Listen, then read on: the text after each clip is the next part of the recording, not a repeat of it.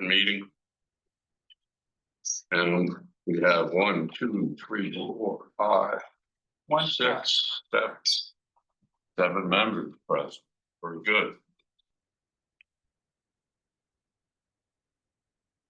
From Monahan, we talked to last appointed commission members, Ray on the left and Eric on his right.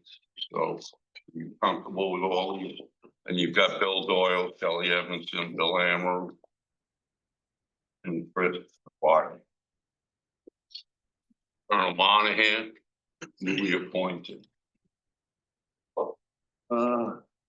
That's all I have for now. Introductions and announcements. So we're gonna have a working lunch today. So we're doing lunch at 11. Somebody will open her up, and as you want to eat lunch, go and grab working lunch. So I'm going to move on to the review of the September 2025 business meeting agenda. We need a motion on this, right? No, not on the agenda, on this paperwork. On the minutes we do, on the agenda we don't unless it's changed. Any changes to today's meeting agenda from commission members? Okay, we'll move on. Review and approval of the August 2025 draft business meeting agenda minutes. So I'll need a motion on this. Has anybody got edits to this? Hopefully you all read the packet. No edits. I need a motion. I move that we accept as written. Chris, Bill Ammer, thank you. I'm going to turn this over to law enforcement. Who's that, Lieutenant Bass or Colonel Monahan? If you want subject matter expertise. Well, Lieutenant Bass. If you want bad jokes. All right, Lieutenant Bass, you have the floor. Lead off and hopefully segue to, finishing up with summer. Obviously a very busy time, but maybe, tapped with a lot of stuff. So maybe less so in the marine fishery side. There's been a number of cases. I think we had some straight bass issues, a couple of seizures, a libel that was just decided for us, but I think it's in the agenda for some future changes coming up. Bigger than proposing Or striped bass management, like discussion. Yes. That's on the agenda. it's on the agenda, so that's probably coming up. So that was either way, that should hopefully make our job easier. I think a significant case, I think I mentioned a meeting or two ago, there was a significant fisheries violation case in Westport where the 5 guys had done everything they could think of wrong. The officer decided instead of arresting him, he was going to issue him a non-criminal citation, and that totaled, I think, $51,000. Since then, 4 of the people paid their citations in full.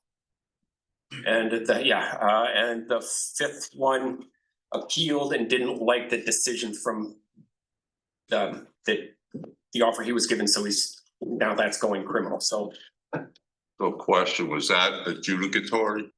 no, this is no. It's a wrecked fishing, and they just took a little boatload of fish, and he's with the fine schedule of $100 or $200 per underside or overside plus $10 per fish. That added up to $51,200. Strike or It was sea bass, to tog, striped bass, scum, fluke. Wow. I think there's some dogfish, but they couldn't really do anything wrong. But but 4 of them paid their tickets in full. And the seizure, there was also a seizure with a libel with that, and that libel's coming up next week. What was the gear type that they were using? Rod and reel. All that was rod and reel. Yep. Out of Westport. So big. Yeah, it was big news down there, everybody. Yeah, well, it's making the draggers look better all the time. And then from there, I think the colonel could probably speak better. I think we're in the process. We currently have a new officer that just came over from Winter. And apologize. He's supposed to be with me today, so I will have to leave a little early just to go do that, but I'm hopefully well represented here. And I think we're currently in the process of trying to hire 7 more. We are early in that process, so. So we have 7 openings and we're waiting to hear on some federal funding for recreational boat safety. And once we know better about that, we'll be able to make better decisions. Also. Question, federal funding, not state? For other positions that this funding, we have state funding for the EPOs, right? Right. And we have federal funding for some of our folks who do the boat safety work. But if we don't receive that, we may have to shift the state funding to cover because of the Hanson Malone Act. Some positions that are required to execute that mission, at least in the short term stuff. So that's something I'm navigating like literally right now. So I don't have great information for you. Thank you. That's some of our thinking around. Any questions for Kevin coming in, retirements this year? So those 7 are filling vacancies that for people who retired before I even started. We've had 1 person retire since I started, and we just had Captain Belanger retire from Nantucket. So we now have 8 openings, and we're anticipating at least 2 more retirements, long-term senior members of our staff, probably 1 next month and then 1 in the spring. So we'll be looking to onboard folks, and then also I'm learning the politics of the state and who I need to know in order to make sure that our roster gets full. any other questions for enforcement? Thank you, Colonel Monahan. Thank you, Lieutenant Bass. We turn the floor over to you, Commissioner. Okay, thank you, Chair. Actually, Chris. so I was curious. I know that there are some new rules about rec voting where people have to get a rec voting certificate, and I was curious if they're like what the fisheries curriculum is as part of that. As part of the rec voting certificate, is there any part of the curriculum that talks about like how people understand what they can fish for or anything like that? Or do you guys know? I'm not that familiar with something.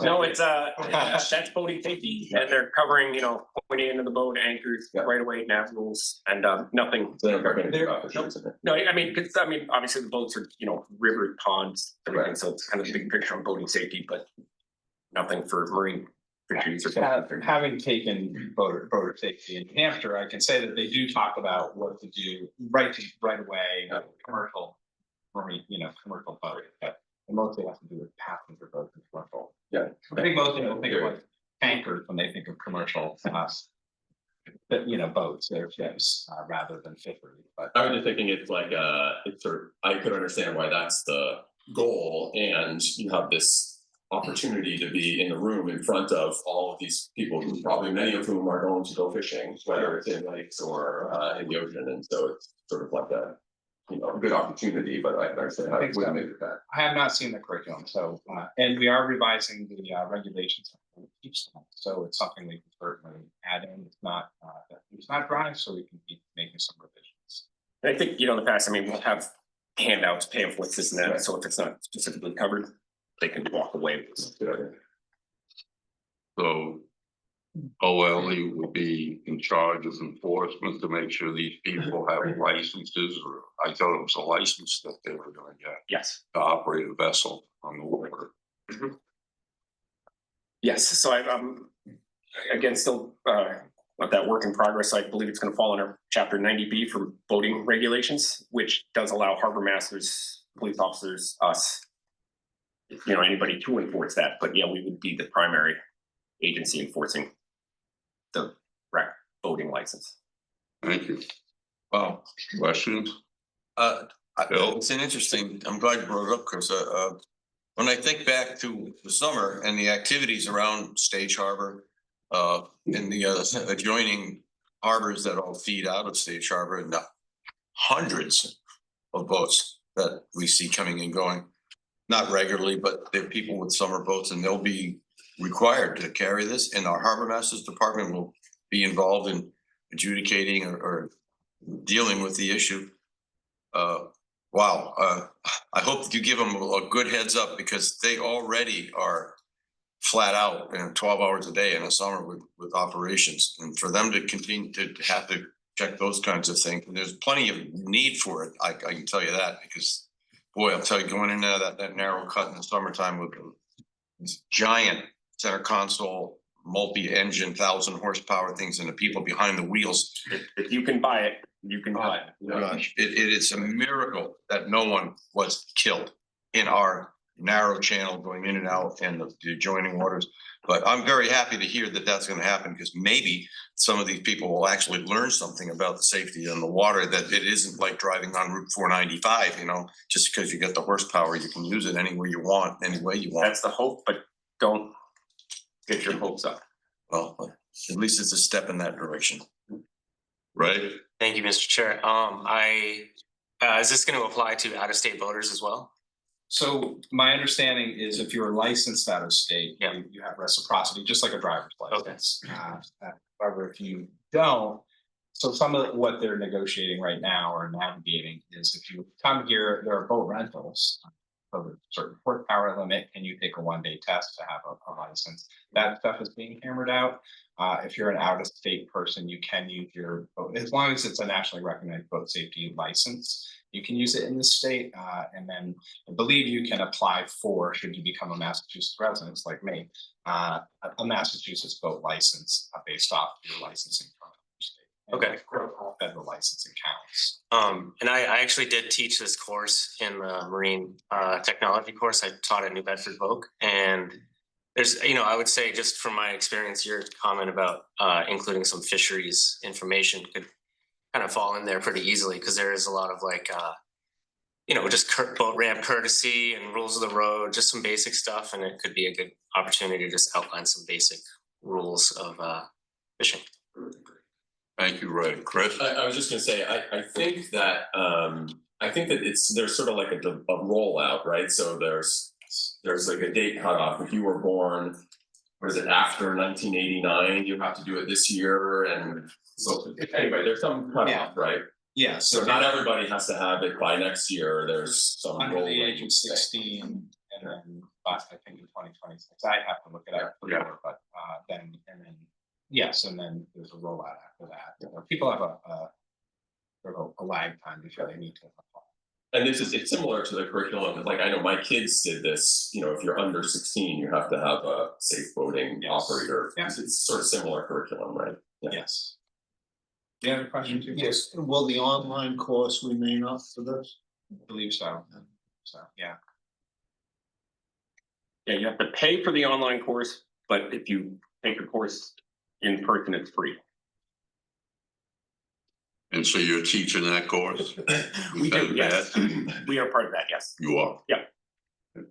Good to know. Thank you. Can I just clarify, because you were saying rec, but it's actually everybody? Yes, so yeah, and you get into the weeds, like, okay, I'm a commercial fisherman or working, do I need one? No, if you're working under that 6-pack license or something, that would cover you, but if you're out. Yeah, we changed our whole policy this year because we had grandfathered operators in years ago, and not anymore. They had the course. Yeah. Yeah, So that could be why John Mendes left me a couple messages. Yeah. it probably is. Thank you, Kevin. Any other questions for enforcement? Well, once again, Commissioner O'Shea, Here we we'll are. try it again. Try it again.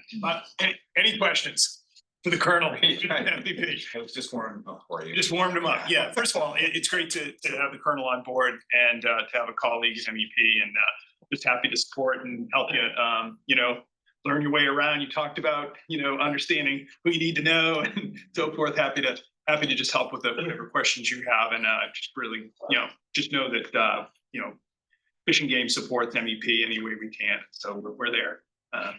Yeah. So great to have you. And so let me just go through a few things. One, it was great that we had our chair here, Ray Kane, at the Governance Biodiversity Goals announcement. on the Cape last month, and we actually had a pretty good turnout from commercial fishing sector. We had Chris McGuire as well. And it was kind of, as I said, a historic moment because that was elevating our mission up to the level of the governor. And that's pretty historic in my career to see that. And, you know, she got behind that. We've got starting off $4 million investment from the state, and of which I'll talk more about in a presentation today on the biodiversity goals. And also some, you know, good amount of that too is going to DMF to help develop a marine habitat restoration center at the Cat Cove facility in Salem. So we'll talk more about that. I know Bob Glenn's out on vacation, but certainly it would be great to have Bob talk more about it since he's leading that effort with his team.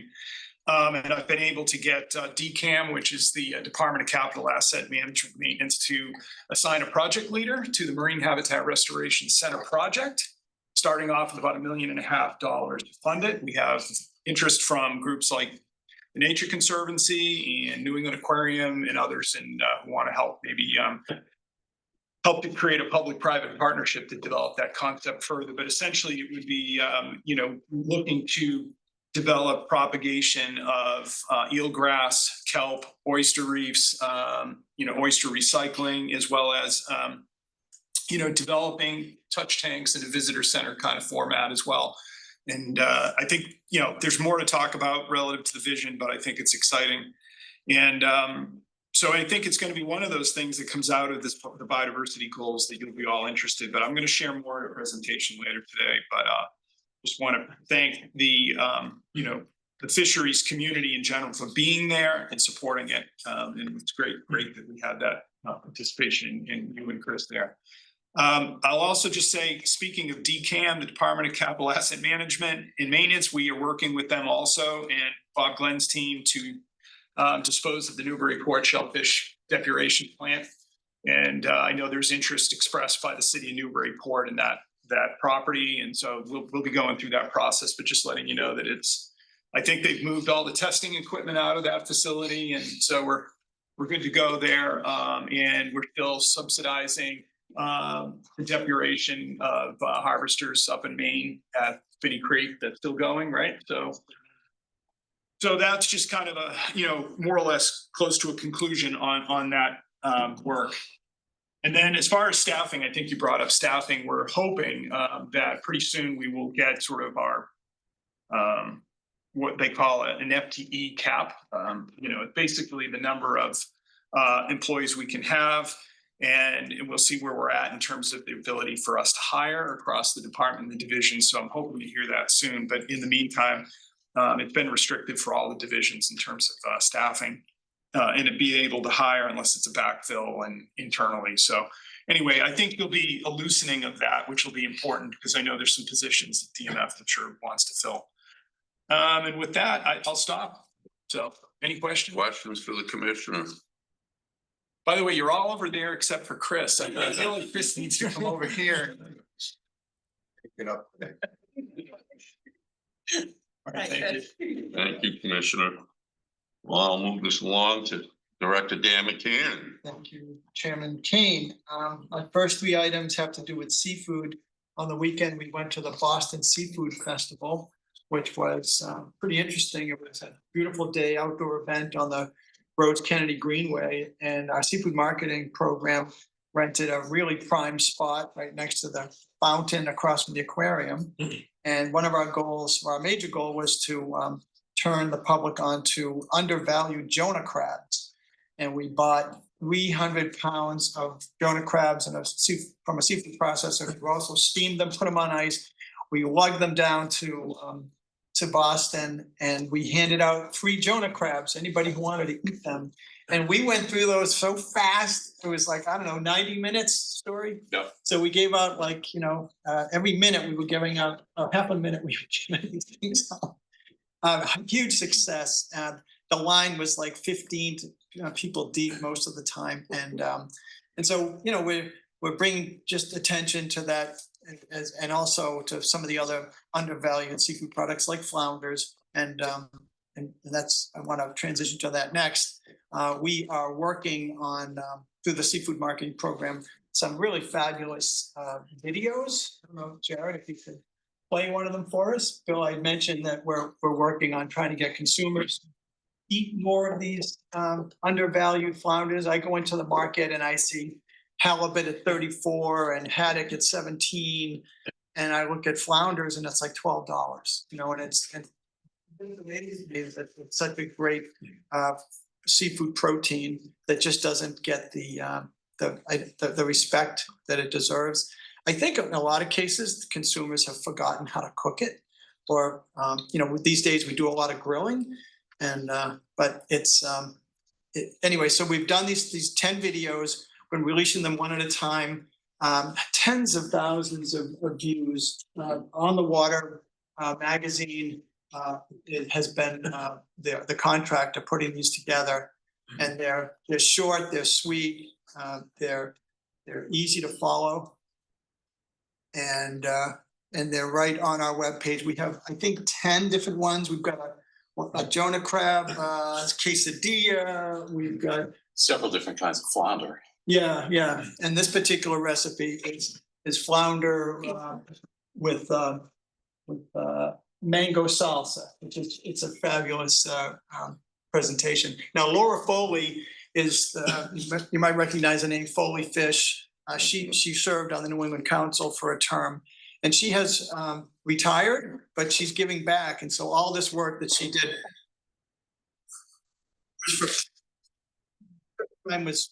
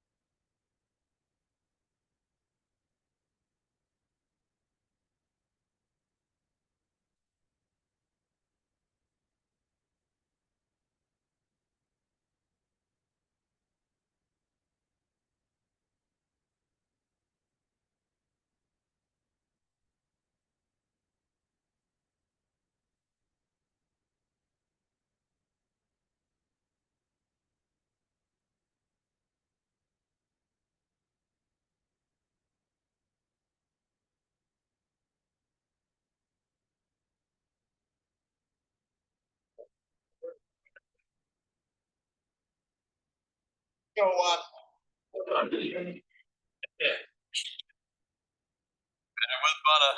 There you go.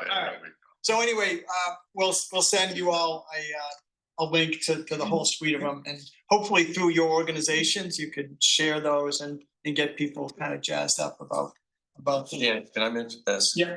They came, the team that putting this together came down to the vessel at Sage Harbor last year, and they filmed on the boat for quite a while, and they went to several other boats in the Chatham Basin. Do you know if any of that footage got into one of these films? I don't think so. These were just fast, like in the kitchen. Yeah. You know.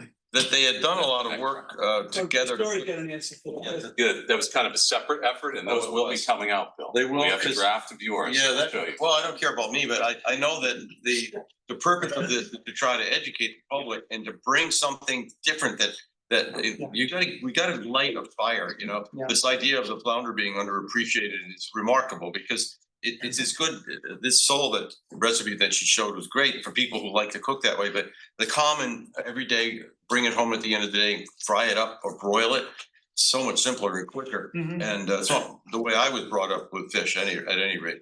And then you're getting into a marketing situation where a lot more people who are not, you know, chefs using this kind of tools that she had would perhaps pursue a line onto the flounder and other species.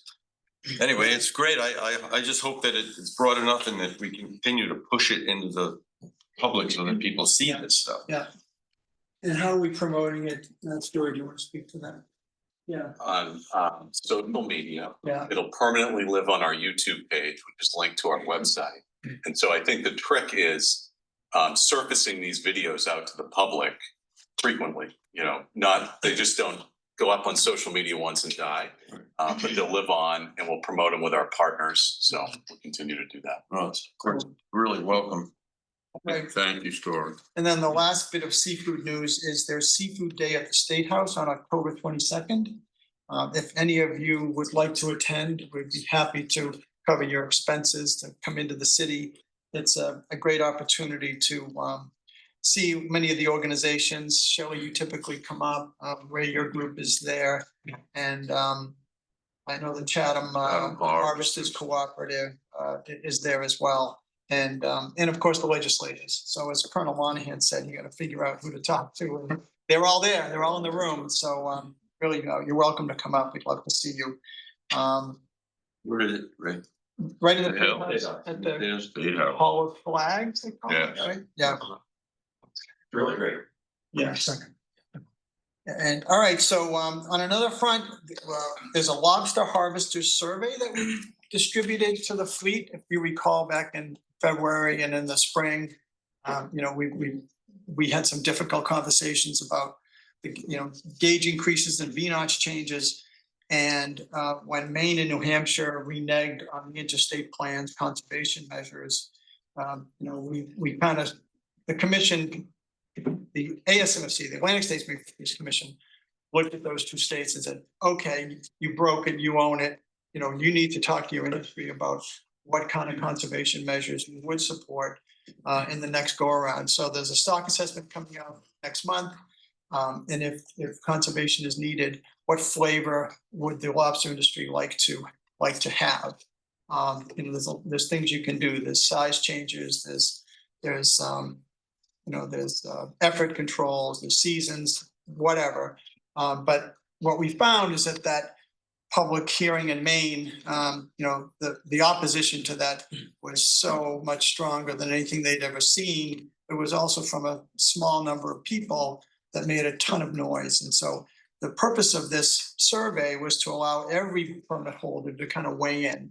And so Maine completed their survey back in August. We'll see the results next month. So we followed suit and we created an analogous survey so that at least we would have something to compare to Maine's results about what the preferences would be for future conservation. And of course, we have four different lobster management areas.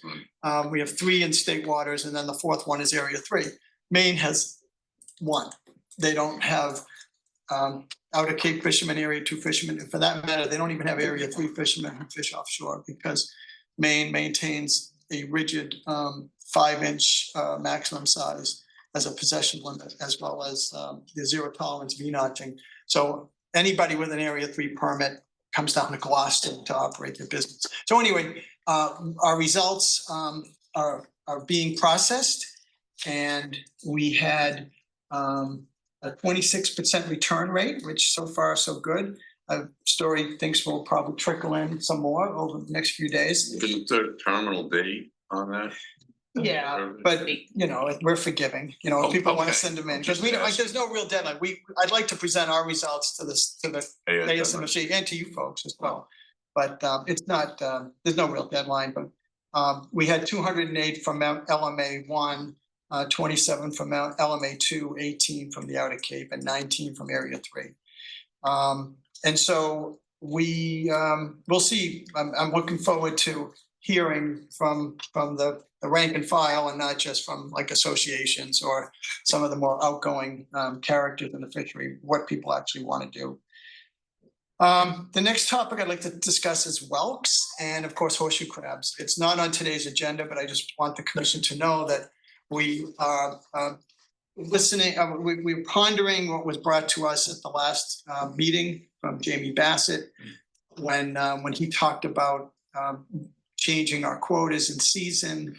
And especially for the newer folks at the table, horseshoe crabs is a complicated management scheme, but it's complicated because we have competing uses of the crab. We have the traditional use of crabs that are put into traps used as bait for the whelk potter, by the whelk potters. And then we have the crabs that are used by the biomedical firms to extract the horseshoe crab blood to make an array of very valuable biomedical products to test for toxins.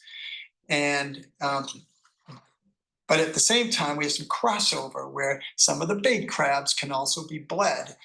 And so we have a quota on each of them, and so some of the biomedical interests are hoping for more quota.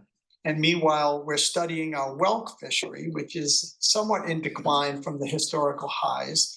And we've been looking at the effort in the fishery, which is really fascinating. We've seen almost a 60% decline in the participation and the number of trap hauls. And so that sort of suggests the need, there isn't as much of a need for the bait crabs as there was a decade ago. And so we plan to spend some time over the next 6 weeks or so crafting some proposals to bring to you to possibly amend some of those quota proposals, specifically possibly moving crabs from the bait quota over to the biomedical quota, and not maybe not one for one, because the biomedical crabs, those are released, and in theory, almost 90 or maybe 85% of those crabs survive. And so, as opposed to 100% of the crabs caught by the bait fishermen would be killed. So anyway, we're working on that. But as part of this initiative, we're trying to understand these markets. These markets are super complicated. You've got 3 different dealers that, they may all be presenting a common price to the fishermen, but they all have very different markets. And they have their different niches. And so if you listen to one dealer, we've learned you can't run with that as in terms of conclusion. Things are more complex than they appear. We've got export markets, we've got some domestic markets, however minimal. We've got tariff issues that are going on. We have just declines in demand overseas, especially in the Chinese markets. And so we're trying to anticipate what the whelk prices are going to be, because that might drive the demand for bait. But nonetheless, we do know that the size range of whelks and the traps is somewhat constricted, more constricted than ever. Suggests there's sort of a heavy exploitation rate. We don't really expect there to be much in the way of a surge in landings in the future, but we do want to maintain the fishery at least at its current level in terms of ex-vessel revenues. So anyway, so it's a whelk story that is very much linked to the horseshoe crab story, and so we'll get back to you on that. But that's what we've been working on. It's really interesting. We thought we would have one happy meeting with all the dealers, but that was naive of us to try to think we could get 3 dealers to talk freely to the government at the same time. So, but it's interesting. Probably some of the most interesting conversations of my career, talking to these folks about the intricacies of the markets. So question. Yeah. Have we seen a surge in the vessels that are fishing in federal waters, even though we have a trap limit of 200 traps? Have we seen a surge from certain individuals in their landings? I mean, we have no data to support that there's a surge, because the way it's reported, and in order to do that, we'd have to have vessel trackers on the boats, and not all of them have vessel trackers. Only the federal lobster permit holders would. So that was all based on anecdotal reports that we had received from industry and from MVP that certain individuals were fishing in federal waters, South East and Nantucket. With the start of this season just happening, I'm not sure to what extent that continues to be the case. Thank you. Yeah, so I'd like to pick up on what Jared just said. The start of the season, there was a stronger spring fishery historically, but it's grown weaker over time, and now most of the effort appears to be in this September through Early December, mid-September to early December. period. Go ahead, Ray. Shelley, that's when your harvesters go, right? From the vineyard, September on. It used to be spring too. Yeah. But now yeah, in the last few years, September. Yeah. Yeah, so it's a complicated one, but we're on it.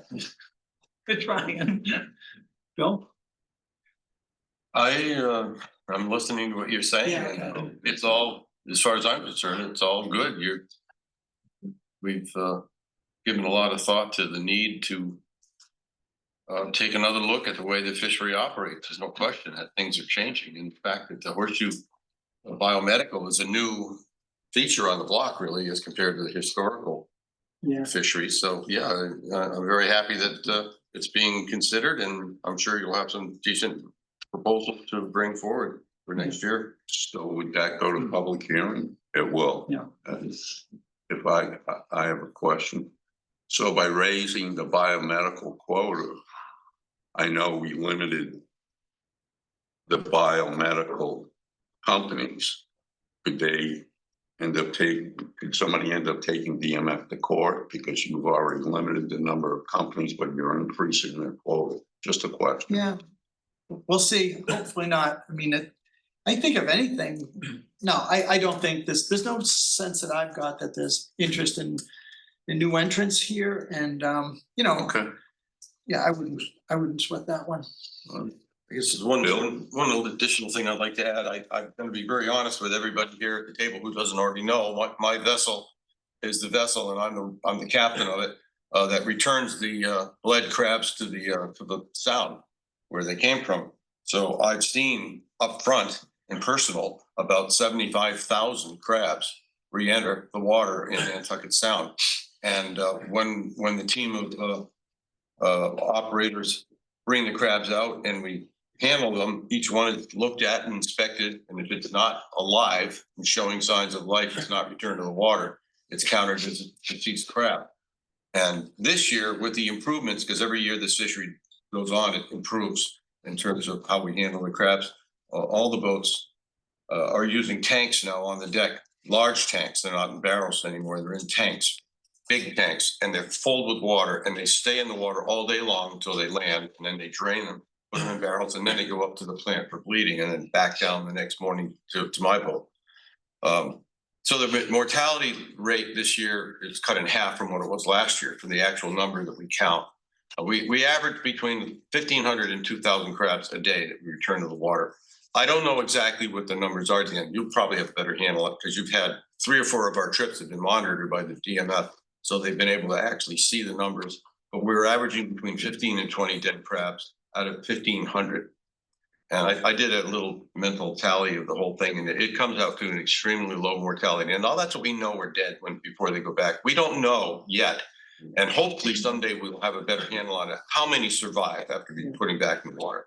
Well, the good news is we've invested in tags, and we're hoping to put together a field study next year where we do exactly that, where we work in Pleasant Bay and Nantucket Sound, and we lease the crabs with radio tags near an array of receivers, much like they've done with cod and striped bass, to understand release mortality. That's So, great. I didn't know that, Dan. I'm we're very on happy that. to that. That'll be the last of the well, maybe not very last, but one of the major unanswered questions Yeah. that is always hanging over our heads. How many are you really killing?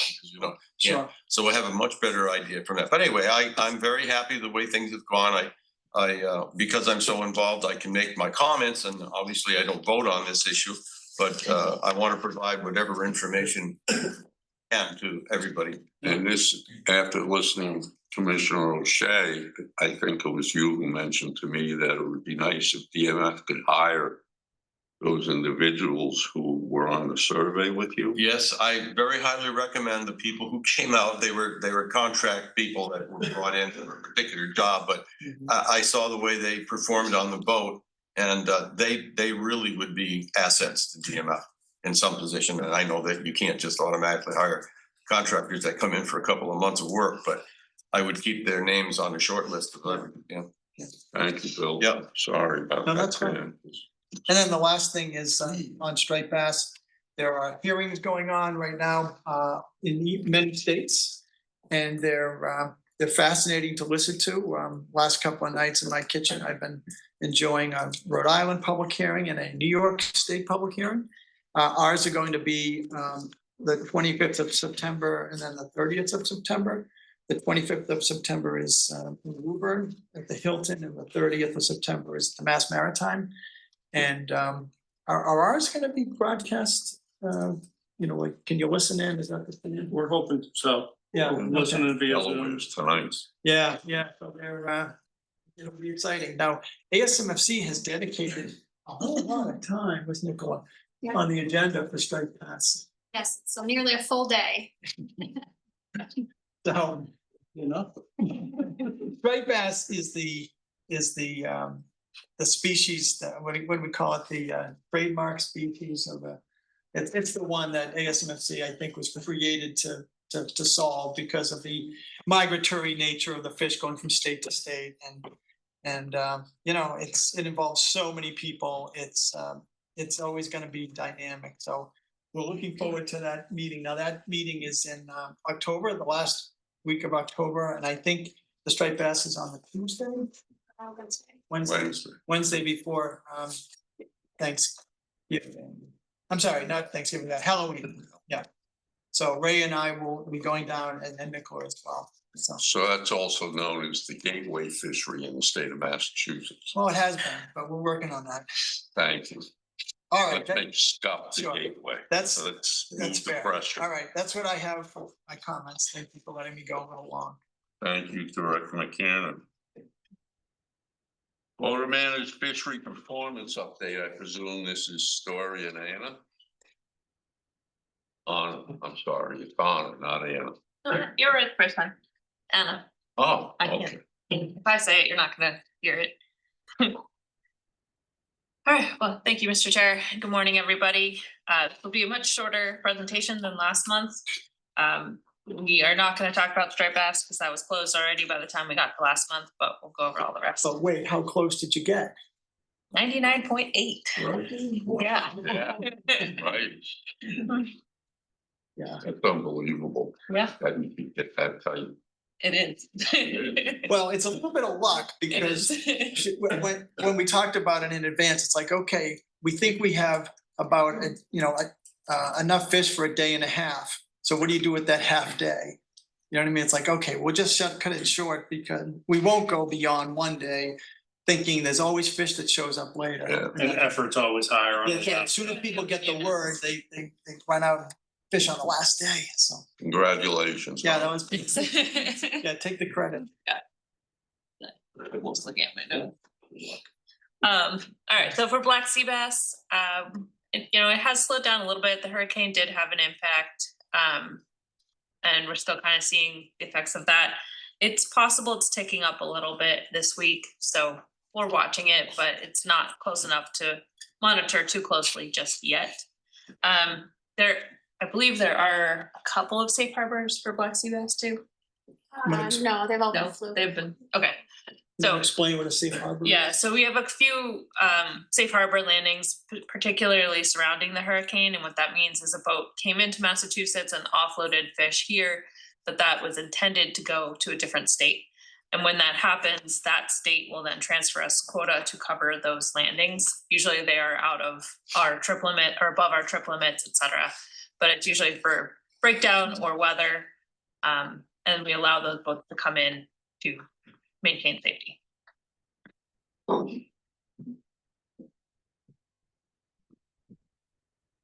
right, so fluke. We're still slower. We had a uptick a couple weeks ago, but then the hurricane hit. So again, things changed. We did not hit we did hit the trigger on 9/1. Meaning we had more than 20% of their quota remaining. So the trigger increased our trip limits to 800 pounds. So we're still waiting to see the effects of that on the triplet or on the landings. This only includes about 1 week of that. So you won't see it quite yet. And we do run the multi-day program for draggers throughout September. It starts in June and runs throughout September. And once 9/1 hit, we did see an increase in interest from the offshore dragger fleet out of New Bedford and Gloucester to get those LOAs to land up at a 1,600-pound fluke trip. So we might see a bump in participation from the offshore fleet in September. Also, this percentage is a little high right now, again, because of these safe harbor landings from the hurricane.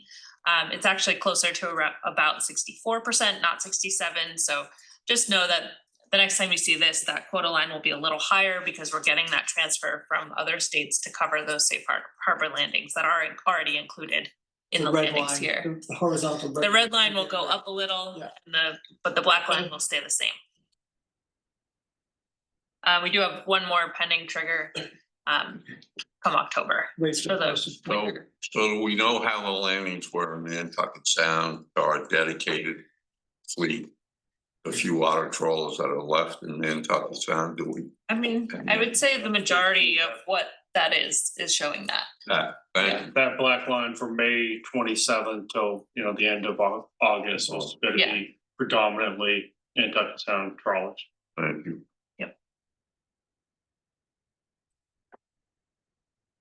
Bait horseshoe crabs, we did not meet any triggers. Our last one was Monday.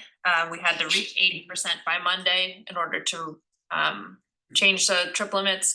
We did not hit that, so it's status quo for now. We were probably at 77, 78% on Monday.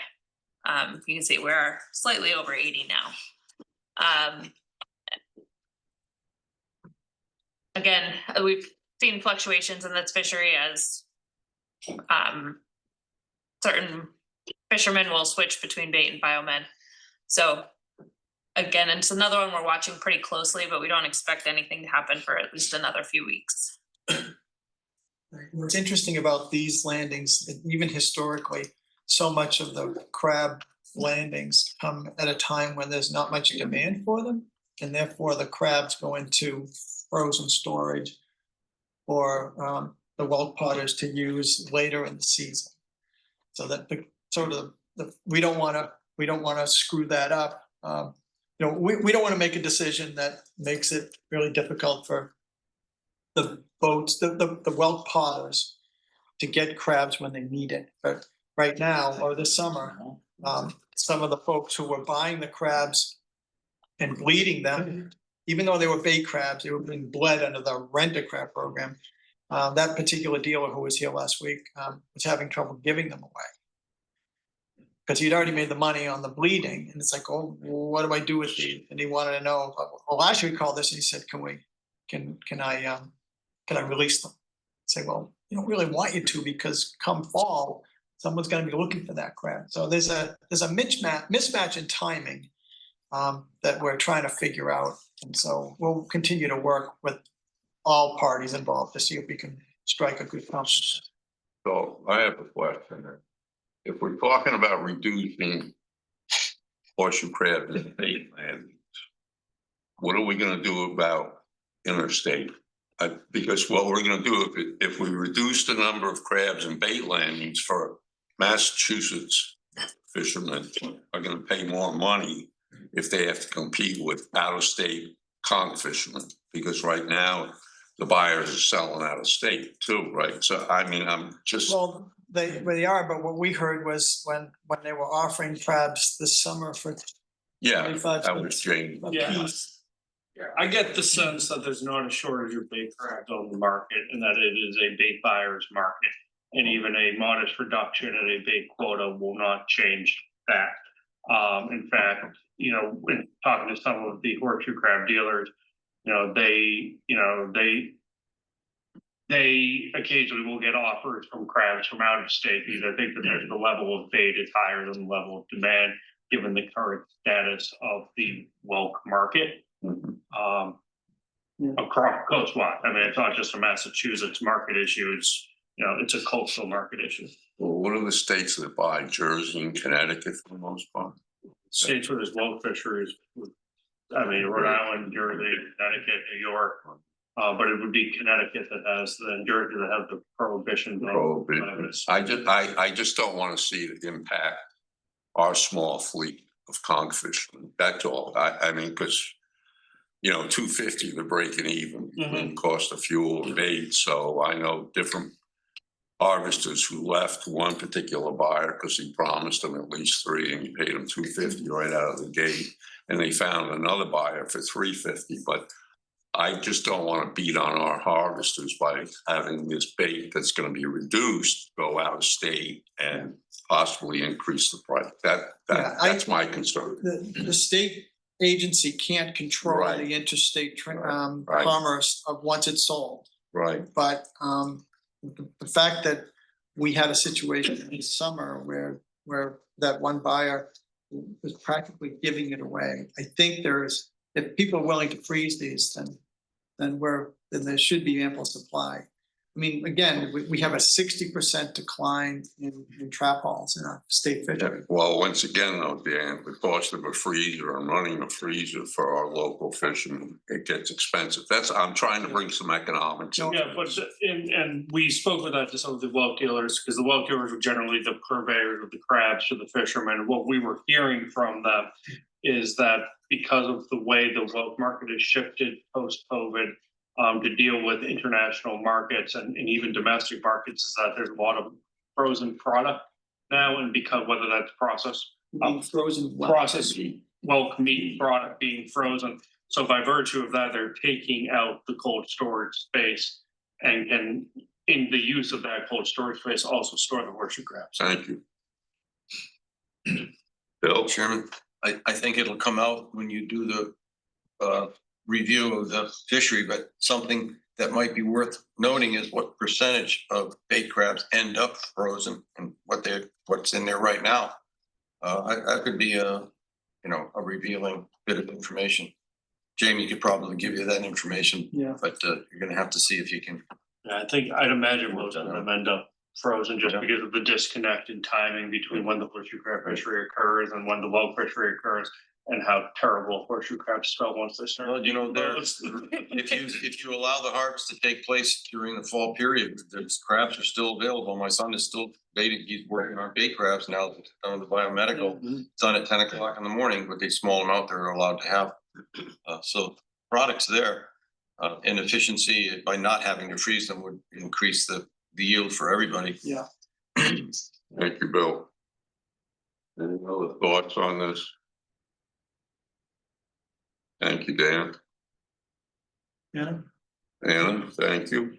Yep, we have more. Yeah, no, just move on. All right, again, not much to say about SCUP here. It's tracking 2023 very closely this year. So again, we'll see what happens. The summer period ends at the end of this month. So we'll know more by next meeting where that ended up. Is there any thought about giving the head boats like Joe Huckemeyer and company more fish during that, what is it, May, June, where Bonus season. the bonus season? Is there any thought? From the commercial quarter? Oh, I'm sorry, that's commercial. Yeah. I'm sorry. Oh, that's right, they're recreational ones, yeah. Bluefish, the only change here is that we recently transferred some of our quota to North Carolina. Yeah. North Carolina. It became official this week, so this does reflect the new quota, our new quota. We've been communicating with the industry. We don't expect any upturns coming this fall, so we were comfortable sharing that quota to North Carolina for this year. And North Carolina has given us fish many years in a row. Yeah. This is 1 year we sent some. Oh, last year, this year. Yeah. How many years have we gotten? Number. Yeah, most every year. Yeah. All right, so Menhaden probably had the most change since our last conversation. We reached our quota on August 27th, and we entered the episodic on August 28th. You want to explain what that is? So the episodic is the episodic event set aside. Event is the right word, right? And that is a subset of the quota that is available once a quota has been reached. If there are still fish in the region, it can only be taken in state waters. That's correct. And the Maine also entered the episodic at the same time. And so we've been kind of monitoring where we are with Maine on that pool of fish for the last couple of weeks. So that's why the graph is showing us going above 100%. They don't have it split into the two sectors for different land groups. So that's a 25,000 pound trip limit right now. It is, yes. It continued at the. So we're supplying our lobstermen with menhaden at this point. We have several active boats in the fishery right now. The hurricane stirred things up, so it's been a little bit hit or miss on whether or not the fish are in state waters, but we've heard they might be coming back in now, so let's kind of keep monitoring and see what happens. Nicola, is Maine dropping out of the SSI? Yeah, so right now there's about 25% of the set aside left. Maine was closely watching their landings and is likely gonna bow out after this week. They only fish 2 days per week. So after the second day today, they're gonna look at the landings and probably exit to make sure that they don't cause an overage and leave some for us to continue fishing on. And there are some boats from Maine that may come back down to Mass that are permitted here that may have interest in coming back down here. I'm anticipating that Maine will be looking for some quota transfers to reopen the quota managed fishery instead.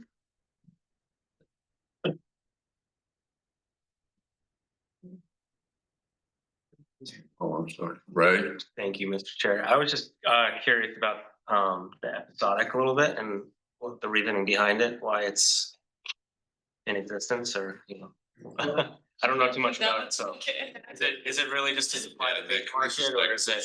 Yeah, it was put in place when the quotas were first established for the states based on just a 3-year period that didn't really reflect, a longer time period, and when there had been landings in the Northeast, it was based on just 3 years. I think it was 2008, 2009, 2010, something like that. And so the plan included this provision that, was a little bit of quota, reflect the fact that, the quotas were based on just a narrow part of history.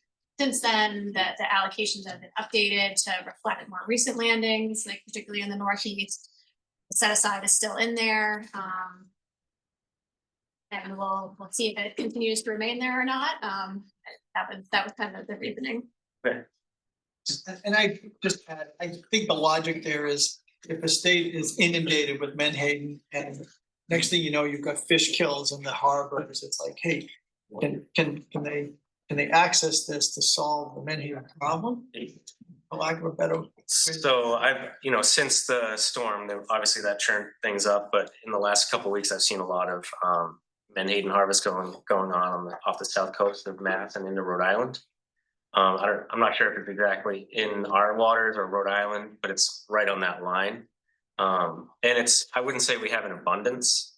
There were some schools out there and they started to kind of reform. And I know, as a guide, you get excited when you see a lot of bait around, and then it was like kind of gone the next minute. But I wouldn't say there was an abundance in the harbors. In fact, we've seen like a serious reduction in the amount of menhaden we see in the harbors throughout Buzzards Bay and, in and around Westport. We don't see them at all. And it's more kind of a few miles offshore as they stream up into Buzzards Bay is where you tend to run into the schools. So I just was So curious. Buzzards Bay has been closed to net fishing since the 1880s, so there would never be any per standing per. Right, and I see it outside, And outside of that, it's probably Rhode Island. I'm unaware of any boats currently fishing at our fishery. Okay. Unless they're fishing at the 6,000 pound limit, but our limited entry boats, they're all either Boston or outside Gloucester. Okay. Good, Yeah, thank you. thank you, Ray. All right, and last but not least, we have the TOG, which opens September 1st. So again, only about a week, 2 weeks-ish of data looking so far. 2024 was our earliest reported closure. So we are tracking much lower than 2024 at this time. But it is something we're watching very closely just because we know how fast it went in 2024. So you'll get an update next month on probably when it closed. It usually only lasts about a month. And I didn't include value this month because it didn't really change much from last time. But in general, the tautog fishery is tracking similarly to previous years. The price is down a little bit, but again, it's only a week of data, so it's not the full month. So we're on track, but we'll see how this goes again as we move forward. And then I did get corrected while I was giving this presentation. We were actually at 99.97% for the striped bass quota. Yeah. Gonna ask a question. Well, any questions on this, what we presented, because I think Bill has a question on some other species. Bill? Okay, Oh, thank you. right? Did you raise No, your? no, I just scratched my neck. Sorry. Bill? Thank you, Mr. Chairman. I imagine down the road a little ways, because the fishery is still pretty well underway. Is dogfish and skates going to be covered maybe next month? I don't usually present on dogfish, but I can. Skates we don't monitor the quotas for, Dogfish and skates? well, for dogfish we do, but it's a coastwide quota, and so we don't really have a state specific target that All we're right. looking for. But I can present on. Well, on I dogfish. think it'd be nice to have an idea of landings, because it is a major, if not the fisheries that we now pursue. Other than monkfish and Chatham, it's, we just don't have a groundfish fishery any longer, and that really does keep the port and the fleet going, so it'd be nice if we can get some information on it. I've made a note for that. Yeah, well, I know the overall quota is probably around 10 million for the entire East Coast. Right, yep. And there's the northern region. Right. And southern and what we don't have. Other regions, but they all have ITQs down there, right? Pretty much. For dogfish? Yeah. I'm not sure if it extends to dogfish, but Yeah. every state south of, Connecticut has their own quota. Well, I think that Chatham is the port that lands the most dogfish in southern New England, so Historically. yeah, it is a substantial part of our operational space, so. 1 year we had a high of 12 million pounds, and that came over the dock, not being trucked by individual hogs. Yeah. Most of it's exported. Oh, yeah. Most of it is definitely exported, a very small amount stays. And it's not a bad fish to eat when it's cared for properly and prepared properly, but it does take special attention. You can't throw it in a fry pan along with your codfish fillet. But I can tell you that it is really good. The Chatham harvesters in Chatham, it's got a process by which they make that into a really tasty fillet. It would really be nice to see it exploited in the United States a little bit more, that's for sure. If you want to have some Bill or any other commission member, I'm sure at the Chatham Oktoberfest they'll be serving. That's right. Any other questions for Honor? Yeah, I would just say one thing. I got a call from somebody who was just, I guess I'd characterize as alarmed by the commercial sea bass quota increase, and then called and said, hey, wait, what's going on here? They were from the rec side, so maybe Dan can say more about it, but just if one person's calling me, there's probably others who are alarmed by it, so. Yeah, so our social media approach to releasing information is when we do something like raise the trip limit on schedule for black sea bass per the regulations, everybody gets to see it. And so to a recreational angler whose fishery is shut down and he sees us increasing trip limits and doing away with the no fishing days, he's like, wait a minute. So I talked to him yesterday and I said, well, remember that the commercial fishery is not allowed to fish on that very abundant spring fishery that so many recreational fishermen participate in. And so he got that. And I was explaining how this is a East Coast plan overseen by the federal government and ASMFC with commercial and rec shares. But I did tell him that there's a 30% or so increase that's possible for next year. And I told him that my personal preference, and I think the agency's preference, is to see if we can allow fish retention after closure date now, which is September 1st.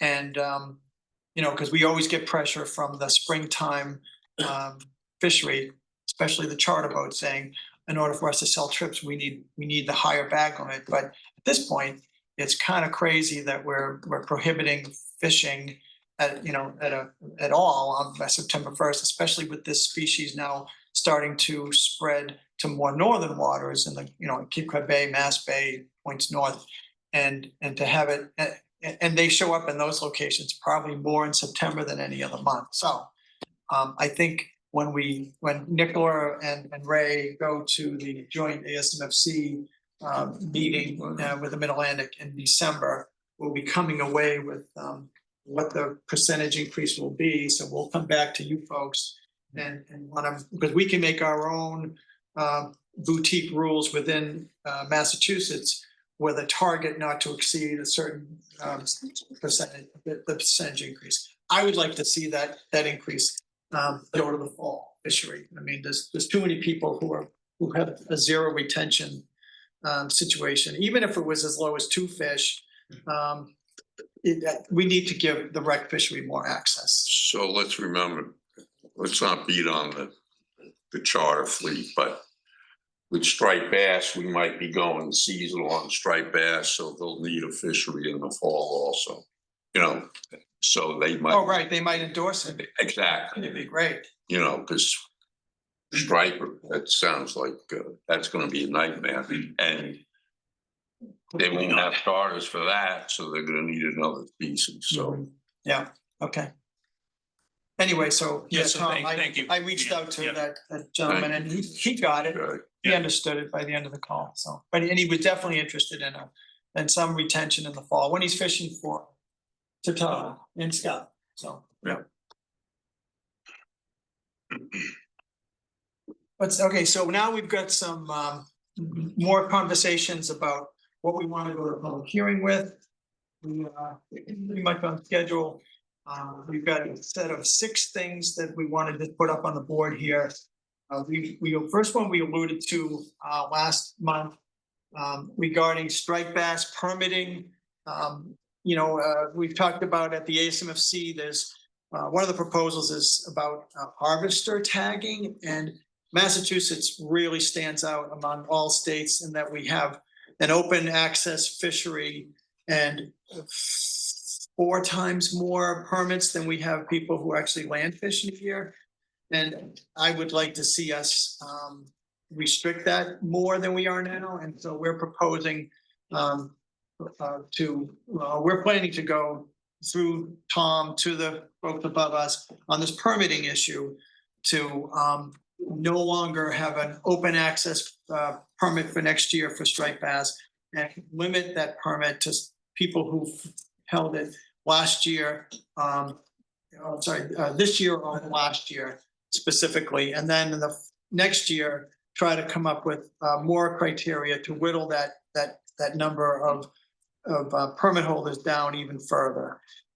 It's going to be complicated, but our first step will be how we issue permits in this new upcoming season, and denying people permits who haven't had them in the last 2 years. That's the first thing.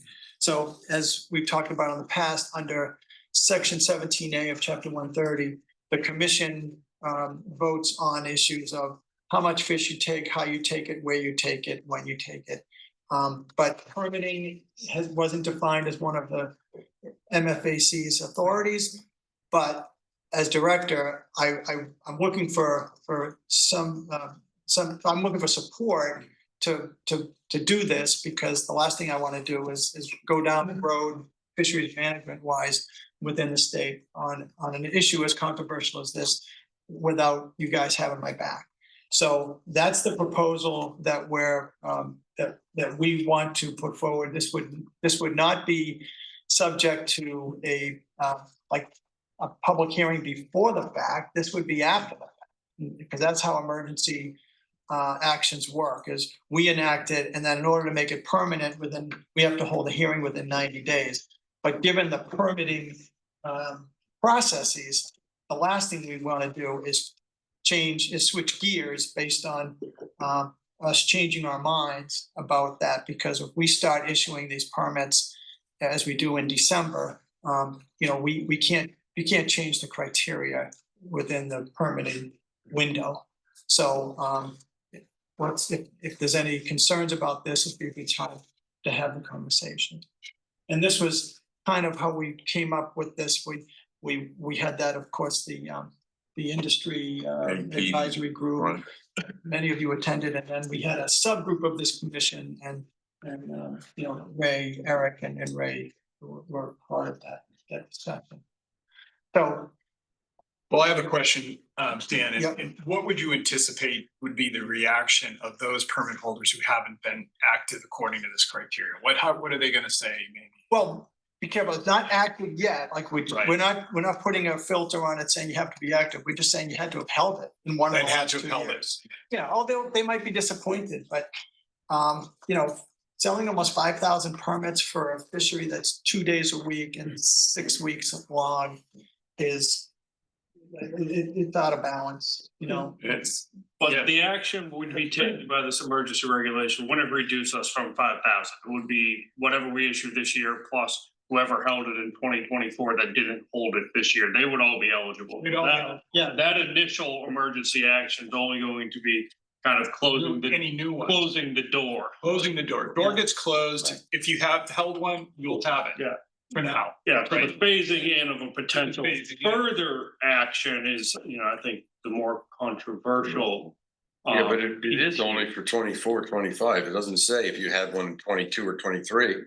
It's not any permit in the past that you had. It's just, It's just last year. yeah. This last 2 years. So my grandson, who was sick last year and didn't fish and held a permit in 23, what about this year? I don't know whether he got a permit or not this year. He's got another job. But I mean, I would make this recommendation, Dan, to try to cover those people who might fall through the cracks. Can you set aside a given number of permits for either a lottery or some form of selection for people under the age of 21 who might want to try and get into the fishery? Because you're closing out. If this goes forward, and I have the feeling sounds of straight bass, it's gonna be more than even this. Who's gonna come up and enter the fishery in the future? Well, I think that's in the next action, isn't it? So we are grappling with that, and I think, you know, rather than establishing this as a typical limited entry permit, that would then be, you know, transferable if active, that, you know, some of the feedback we got from the folks on the focus group in this room is, and as well as at AP, was to establish some activity criteria that you forfeit that permit if you don't keep it active. Yeah. And then establish exit entry ratios that based on the numbers of permits forfeited, we would then issue a certain number of new Okay. permits based on criteria. Okay, so you have that as So- part of the mix. I think part of what we don't want to do is make this a $10,000 permit. Exactly. And that's similar to the Rhode Island plan, management plan today, right? Yes. Yeah. So, yeah, that was discussed at this meeting out in Weston with Gareth and Ray were at. It was a number of commercial guys who were there and that meeting went well, but that's down the road. This is just. Right, so that would be something we'd either come up with this winter or following spring. If, you know, to in concert with a potential further reduction in that 5,000 to something else, if we have to introduce a point of harvest tagging program that would necessitate a much smaller group of permit holders to administer. Bill, Just wonder, are there any other endorsements or permits that are in the same situation as the striped bass? No. Tog, you just said that. But yeah, but that's, Yeah, Yeah. you're out. this is, I think, a lesson we've learned from Tog and Seabass and changing an approach. Yeah. And maybe breaking some new ground here. Yeah, because I'm in Bill's camp on this. I'd like to see the younger people be able to get into the fisheries without paying $10,000 for a tautog permit or a black sea bass permit or a striped bass permit. I mean, how do you induce, or how do you bring young people into a fishery? You have to give them a gateway. Well, there's one thing we could do with transfer or to be eligible to get one of these permits when they're retired is make sure they have fishing income. You know, like what Yeah. they could file, you know, they could show us that they've worked on a boat and you know, because I think that's what you're thinking about, right? A 16-year-old kid who worked for somebody else might want to. And not something like we did with Tatog where you had to have pretty substantial history of landing. I didn't even qualify for it and I was still fishing full time. The fish just didn't exist at that time. And we've seen with so many environmental changes and population shifts, we can't count out things being quite different than when we're sitting here at the table having these discussions. Sure. 10 years from now, we could be talking about completely different And regimes. I think horseshoe crabs reflect that. Oh, well, like things that we accepted as constants, you know, 10 years later is not. Even straight bass, I mean, if we had limited entry 10 years ago, all the permits would be in Chatham and the Cape and not in Gloucester where the fish have been, Yeah. so. I don't want to say anything about that. I can make a comment, correct, but it wouldn't go over. Yeah. So we you know, those are all good recommendations, but as Jared said, this is not going to necessarily take any permits away. But it's the first step at limiting the participation, especially if we have a filter relative to past landings. So I just want to correct Jared on one thing, that even if we aren't mandated to do harvester tagging, I still think we're issuing a lot of unnecessary permits because we have tons of people who are buying this permit and not landing fish against the quota, but we're being accused by our interstate partners of fostering this trophy fishery where fish, because you can't force someone to sell a fish, right? I mean, once you catch the fish, it's your choice to sell it, and that's sort of the reputation that our fishery has in the other states, is that we're too liberal with the issuance of these permits, and if people want to take that commercial, to fish commercially for purposes of taking home a trophy, that's all they have to do is buy $130 plus $30, $160 permit. So this was discussed at the AP, and what was mentioned was that even if you're going to take your trophy fish home, you have to go to a buyer. So it's recorded, it's data, because right now we don't know how many, that's what the other states are upset about. We don't know, our numbers may not be right that we report, like 99.8%, but how many fish went home unreported? So that's not in the database. Yeah. Right? So as it stands for next year, that would still be a possibility. People could still, if they held a permit, take home fish without it being necessarily boarded. So that's potential. So this is, I see this as like the first step what we just presented as part of maybe a 2 or 3 step process. The next step will probably be something we come back to you folks within November or December that describes rule changes to how the commercial fishery operates for 26. So that would be days, seasons, bag limits, and a requirement like that to weigh in a fish caught under the permit and have it count against the quota if kept for personal use. And then the last component is permit further restrictions based on activity on permits for 2027 and tagging. So it's going to be a lot of striped bass in the next year. I did speak to a couple guys from that industry meeting that we had, and they, after the fact, and they showed a lot of support for the changes that were going to go in place. Kind of getting rid of some of the term was used like riffraff in the commercial fishery and making it more of a professional fleet. So, and one of the things we're also proposing in here that I think will help with that is an owner operator requirement, which is to make the permit holder have to be on board the vessel when commercial fishing is occurring and make them the one that has to possess the fish and bring it to market. I can tell you on a compliance side of things that there have been instances where we have revoked striped bass permits for individuals for bag limits, days, violations, only to watch them get a permit in their girlfriend's name and end up back out on the water. Yeah, that'll be a big help. Unless the girlfriend wants to go fishing with them, that closes that loophole. All right, Yeah, I think it's entirely reasonable what your proposal we've been talking about. It's consistent with our meetings and so forth. I think the big pushback will come with that dwindling down beyond what happens here. But I think it's a good starting point. Let's start somewhere. I think this is it. Yeah. I agree we should have some opportunity for newcomers, younger people to enter the fishery. I think that's important. I think we have time to kind of work out those details going forward. One question on the, we had talked about also limiting out-of-state boats to some degree, or at least understanding that more. Yeah, Does owner operates that Massachusetts boats? Yeah, that's a great question.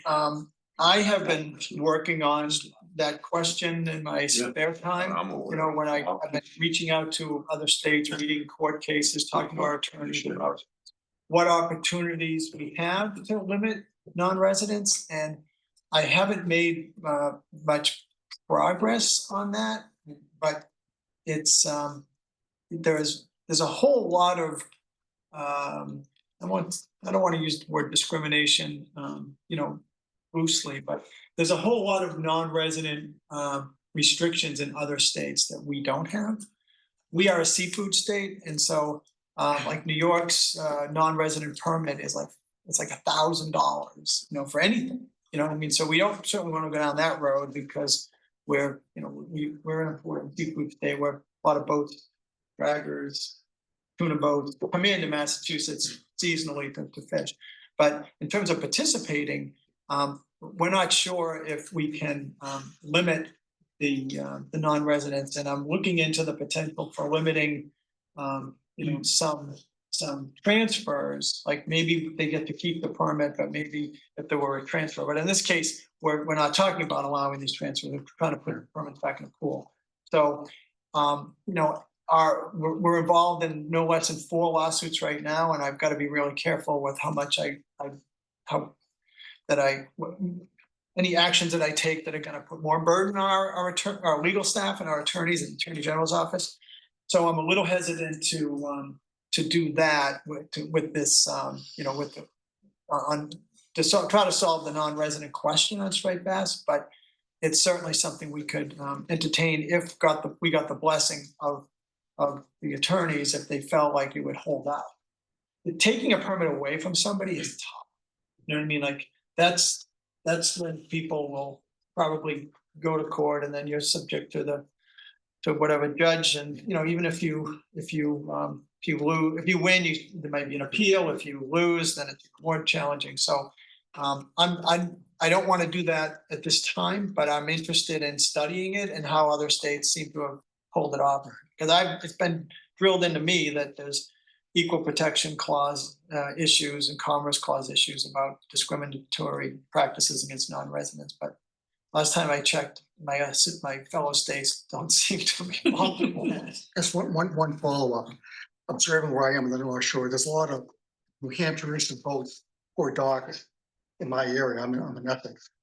I went fishing with my brother a week or so ago up in Newburyport, and there are a lot of New Hampshire boats docked there. Yeah. I suspect a lot of those boats out of Newburyport are registered in New Hampshire coming down the face, and that's something that is okay, or just people. So remember Hampshire this, boats in that Massachusetts.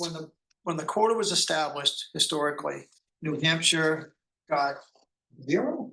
Had like 1,000 pounds. Yeah, almost nothing, because everybody wanted to sell their fishing class. Right? I mean, even when there was hardly any permitting for it, when you go back to the 70s, when quotas were created based on historical performance, we had a lot of non-resident fish, I suspect, in our seaports, you know, are being sold to our dealers. So our quota has always been based on some number of non-resident participants. So, but again, when you look at sort of the net result of some of the other states' permitting policies, you notice that there's almost no Massachusetts residents that are eligible in a lot of their permits. So I'm trying to look at that in a way that, you know, we can be fair and also not undermine some of our other permitting issues. We're going to talk later about a proposal that we're considering for a scallop fishery. And then offshore, and there's a issue there where people have brought up the fact that, well, I can't go to Maine, but the Mainers seem to be here. So, again, it's the same problem, is that, maybe the thing to do is to pull the gate behind us, grandfather them in, so to speak, and then maybe affect the transfers of those permits going out into the future. Bill? Right, for a big word, reciprocity. Yeah. Would it be possible to limit sales of out-of-state permits only states that allow us to go? It's a great point. We're looking at that, and we have that on the books, and we'll talk about that. If you read that scholar memo, so we do reference that. So I just want to make sure that it's it'll hold up, in court. So yeah, it's an interesting concept, but does that entail us stripping someone of a non-resident of a permit at renewal, saying, sorry, the new rule is you can't because, you don't live here? And then, we're confident that, we don't, what's a problem in one fishery is actually not as much of a problem in another fishery. What I mean by that is, we've got a fair number of New Hampshire residents that fish out of the Port of Gloucester every day. I mean, they live in New Hampshire, but they drive down to Gloucester. They're important parts of the waterfront economy, and so I don't want this to become like a statewide policy about permits, because there are some fisheries that really depend on them. Like the small boat dragger fleet, for example. There's a couple of guys that we were actually considering, recommending to the government to join this commission until we found that they didn't live here. So they're active members, and they're great fishermen, and they've always been part of the fishery. So anyway, it's something I'm working on. Thank you, Bill. Chris? Thank you, Mr. Chairman. Two small points. One, just I also support the new entry aspect of this. And though you kind of say that in the last bullet under rationale, maybe when this goes out, I would put a bullet in that says our intent is to develop a process to, establish a path for new entrants into the fishery, which, it's like leaves it kind of open, but just to say what you said here, I think will help a lot of people. That's going to be people's first question. So I'd encourage you to be as clear as you like you can be. Yeah. And then my second question is, so this is sort of a process question, when you go out with an emergency action, which doesn't involve public comment, as you said, then there is a public comment, go to hearing type process. The final action could be different than the emergency action, right? So if for some reason, just as an example, like Bill's example, if in public comment people say like, oh man, we should really have 2023 to 2025, you could change that then. Yeah. It's easier for us to reopen the door a crack than it is once the permitting renewal season has started. It is for us to close the door once the permitting renewal season has started. So if there are modifications to the rule, we can potentially do that after public hearing and a final rule. Yep. Yeah, I mean, I was going to ask whether we'd looked at the data to see whether these 2 years cover 95% of the permit. How many people would you have, if you looked at 2023, I'm sure you guys have looked at this anyway, but I don't think we need to go down that road at this moment, because if that comes up, that can happen post emergency action, pre final action. It's probably going to be, if there is, it's a small amount of people that we could directly notify. Yeah. Yeah, I have a question there. Maybe Jared, you were thinking, before the question around, we're now going to require owner operated, but are there other fisheries other than lobster where it has to be owner operated? All of our pot fisheries are pot fisheries and Menhaden. And essentially shellfish. Yeah, and right. If you're shellfishing, you're the named person. You can't shellfish on someone else's property. Unless it's a aquaculture operation where we hand out right, but wild shellfish. Wild harvest of shellfish. So I guess would anyone bring up that it works in other fisheries to not have an owner operated requirement? So why this? And it sounds like, Yeah, we came close to do this about 15 years ago under Director Diodati, and he got pushback from one guy whose son sometimes runs the boat. And I regret that that we balked at that time. But anyway, you know, it's the way we're the will of this advisory panel, the will of this of the subcommittee or the focus group of the MFAC. I think it's the way to go. And of course, the you know, when if we bring in someone for an adjudicatory hearing and they weren't the person, you know, if they were the named permit holder and they weren't involved with the violation, it's like, why are we here? You know what I mean? And I think in some fisheries where there's a long-standing history of using relief captains or hired captains like the mobile deer fishery, you know, that's a reasonable practice to continue. And in a small boat rod and reel fishery for, you know, Dan to have a permit and me to run the boat, that's kind of wild. yeah. Well, you answered the commissioner's question. So you said pot fisheries. How about hook and line? This would be the first hook and line fishery. Yes, I think yeah, that's. well, I'm just asking the question because Right. sometimes people will come to me Right. and ultimately say, what's going on? So I'm looking to the MFAC here to help me out here in terms of what you would anticipate as, because I could just see that exactly. Are there landmines here? Yeah, they're landmine. I'm just trying to find out before we get in too far into it, you know? So this would be the first hook and line fishery. The first hook and line fishery, yeah. Bill Doyle. I hope it's the last. In theory, wouldn't you want to have the same criteria across all licenses? If that was possible. That eliminates a lot of that. Right. Well, the other thing is, on the striped bass permits, your, you know, endorsement for permits for certain years. That's step one. Step two might be a revenue requirement. Does it make sense to forewarn in the renewal process that, you know, next year there's gonna be a requirement for, what do we do with lobsters, $1,000? Well, in order to, Well, first of all, I guess usage, that you have to use the permit. but we don't take it away. The lobster permit is not taken away for lack of use. Isn't there a 4 out of 5? 4 to 5 to transfer. Yeah. So that's the subtle thing. And, you know, unfortunately, I think these conversations need to take place probably over the winter with us and you. And I don't think that we'll be able to telegraph sufficiently in November what those filters might be for 2027.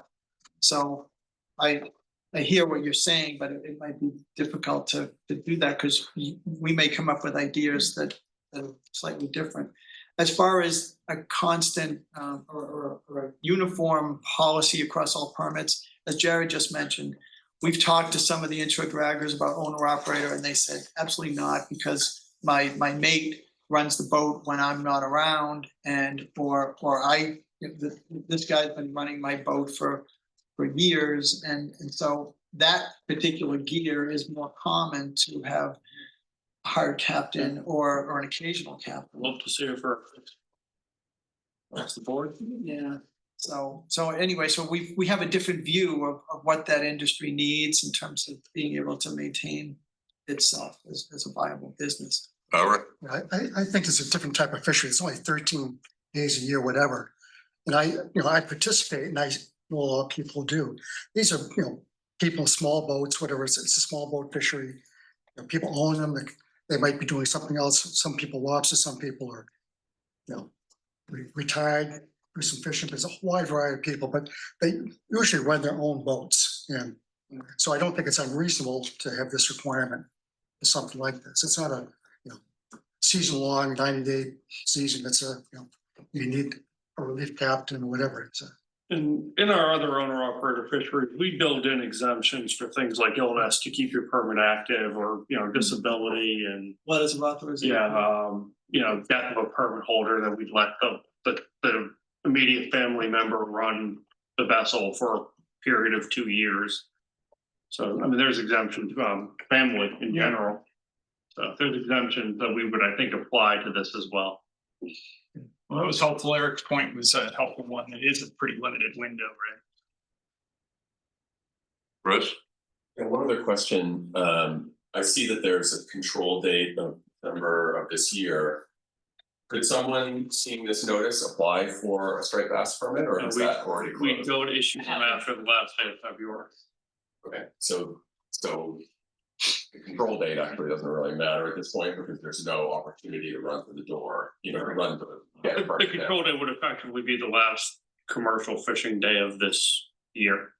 When if we are to apply criteria in the future, that would be the most recent date we could apply it to. Yeah. Just have a quick- Shelley? So in that time span, the 2024-2025, are we thinking that there'd be about 1,200 active permits left? Or do we know what that would result in? Yeah, I think there's about 1,200, but I think if you're asking how many permits are we gonna issue in 26 based on that criteria? I think we just said, I think it's the same number. It's like everybody, most people who had it in either of those years are gonna come get it. So, But- well, So it'll be about 5,000 permits issued, but of which probably 1,200 are active. I see, so 5,000 are issued. And so that's the second shoe to drop, right? The filter that we would apply in hindsight. Any other questions on this particular action? Just Right. gonna echo Eric's comment about, it being a unique kind of fishery and, with only so few fishing days, owner operator is totally appropriate in my opinion. I don't think you need to be making up for lost time with another captain running your boat in this fishery. And, down the line, maybe proving that you have some sort of other fisheries income is appropriate as well. Thank you. I would like to bring up one thing, Dan, and maybe we can clear it with the Ethics Commission, because I know the last time we went round and round with Stripers Forever, when Mary Griffin was commissioner, I had an endorsement, and she told me I shouldn't even be in the room at that commission meeting. This was when Paul Diodati was director. So if you could check with the Ethics Commission on commission members who have a commercial endorsement when it comes to final action, after it goes out to the public. Sure, the advice Whatever. Tom's attorneys have always given us on this is that individual commission members who believe they have a conflict of interest should file a disclosure with the governor's office that notifies that they believe they have a conflict of interest in this.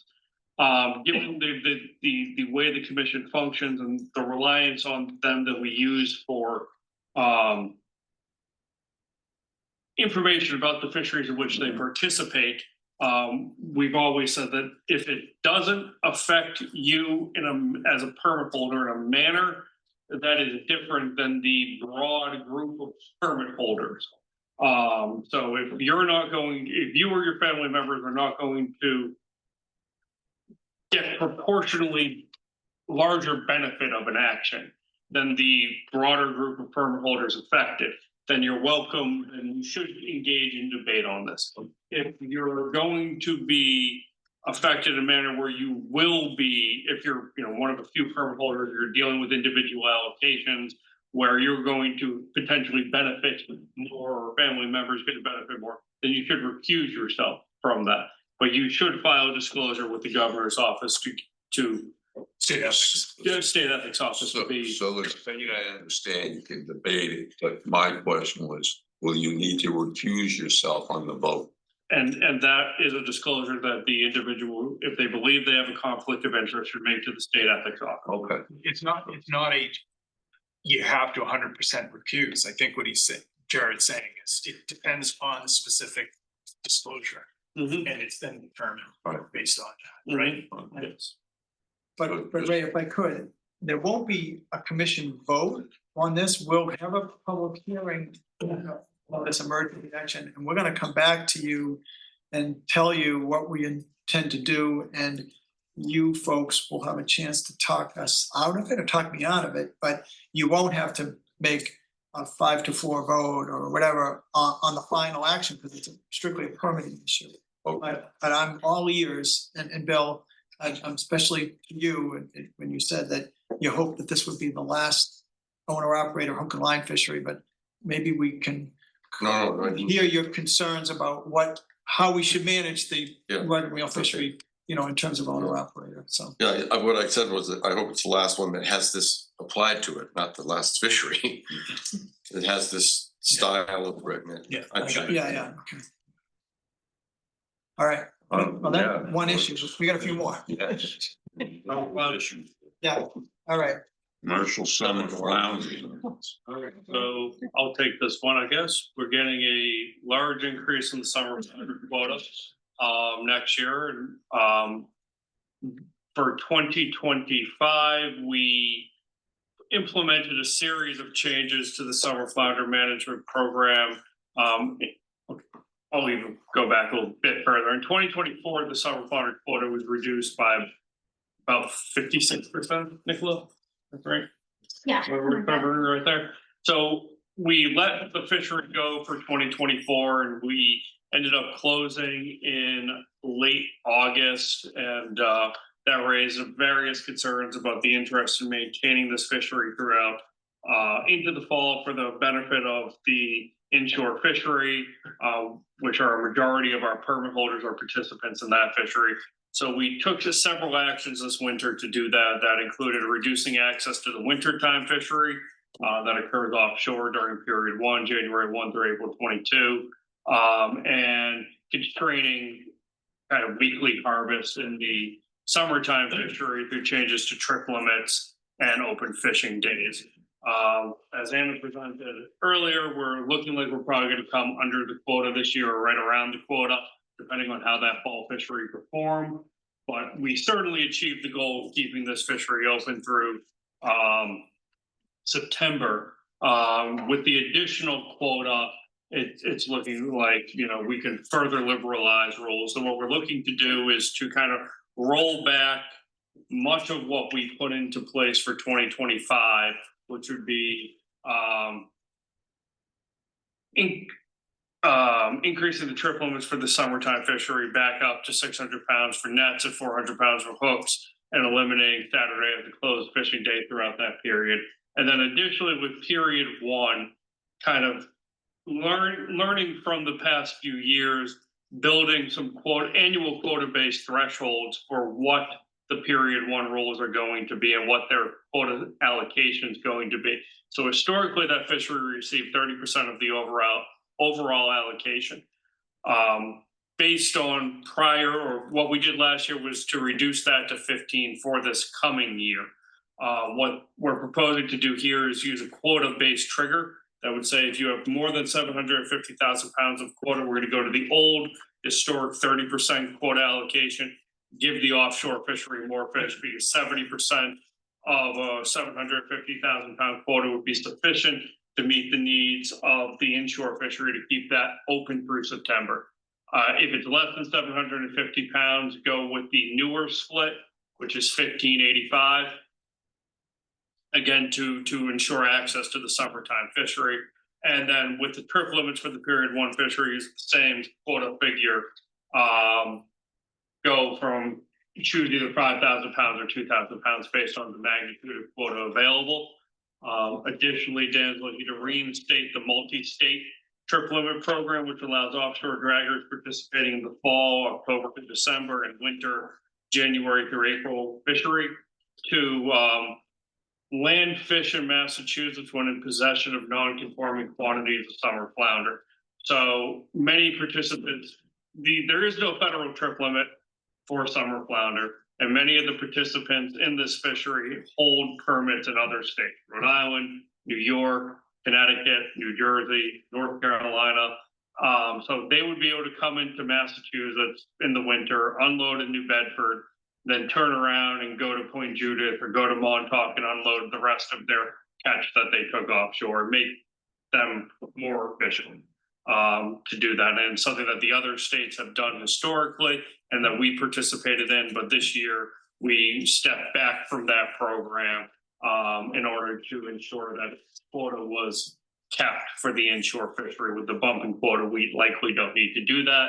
And to utilize the rest of this year's quota, we probably shouldn't do that. And then given the quota bump, we're going to maintain the multi-day trip limit for inshore draggers for the summertime fishery, which runs usually early June through September, which allows them to take 2 days fish consecutive days between landing and land a double trip. Full season on that? The June 1 through September 30th, yeah. So Jared, how many vessels have we got participating in that 2-day landing limit? Participating? Yeah, actually. Eight. Maybe, last year. I don't have the data for this year, but there were about 8 vessels that participated in it. And it's benefited those vessels, right? It has, and I think there will probably be fewer this year because some of the vessels that participated last year were Rhode Island squid boats that are squidding this year that didn't squid last year because the fishing conditions were poor. They used it this year out of St. Charles. Just because of the convenience of not having to arrange for a truck to be down there, they held 2 days worth of fish. And it was a benefit, there's no question. It didn't change the amount of fish that they caught. It made it easier for them to keep their overhead low. Yeah. I was just wondering about the benefit. Yeah. That we established this probably. There are 5 years benefits ago. from it. Yeah, and I'd say that's probably one of the ones that we hear the most is what Bill just said, that it's given the lack of or the difficulty getting fish to a buyer, that being able to hold fish over for another day and kind of configure getting trucks to different ports, that's been really helpful. So that essentially is a success story.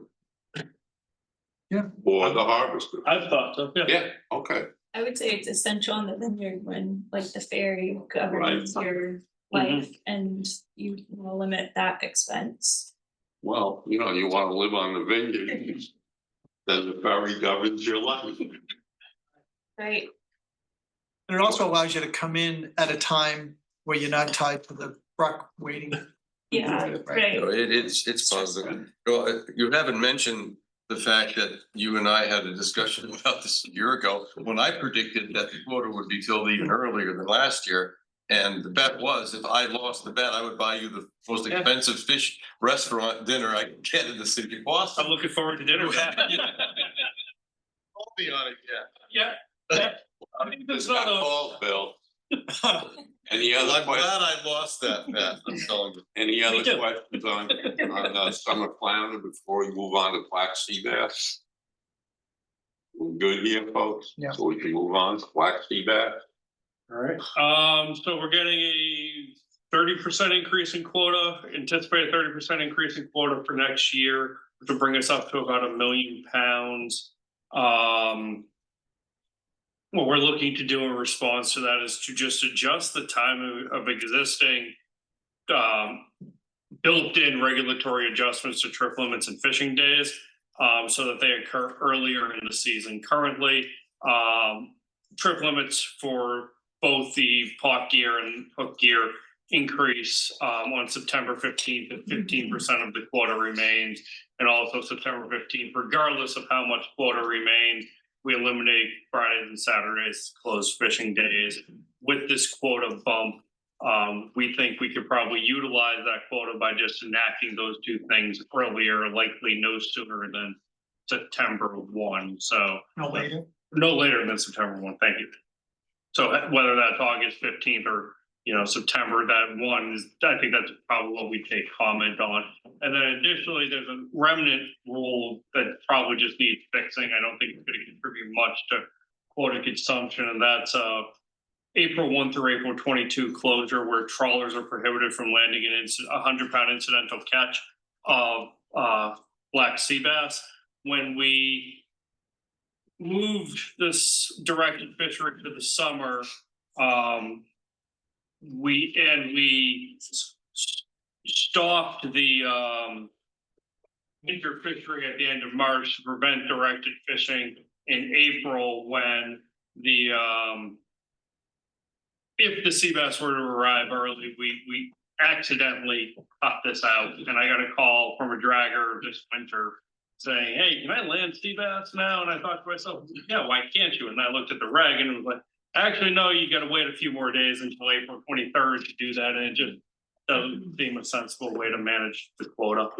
So those are our three propose fixes to it, or not fixes, but proposals to handle the quota increase. What we don't want to do is go down a road where we open this fishery earlier than July 1, given the history of enforcement, compliance, market and user group issues that we had 10 years ago or 15 years ago when this fishery was open in May and targeting spawning aggregations. So we'd like to keep it a summer fishery and just bolster the performance of that summer fishery through higher trip limits and additional fishing days. Questions for Jared on black sea bass? You good? Everybody's good. We can move on. Recreational bluefish limits. Nicola? Yes, so we're planning to go to public hearing this winter with a increase the recreational possession limit for bluefish. Across the board up to fish. Right now we have a mode split for bluefish. So the anglers fishing from shore or private rental vessel are at 3 fish, and anglers fishing from a for-hire vessel are at 5 fish. So this would increase both by 2 fish to 5 and 7.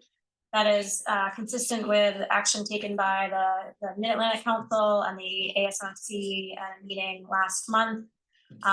It responded to a 40% increase in the coastwide recreational harvest limit, which allows room for some liberalization. And so the analyses, at least on the coastwide basis, is that this might increase harvest by about 30%. And so if we within that allowed liberalization.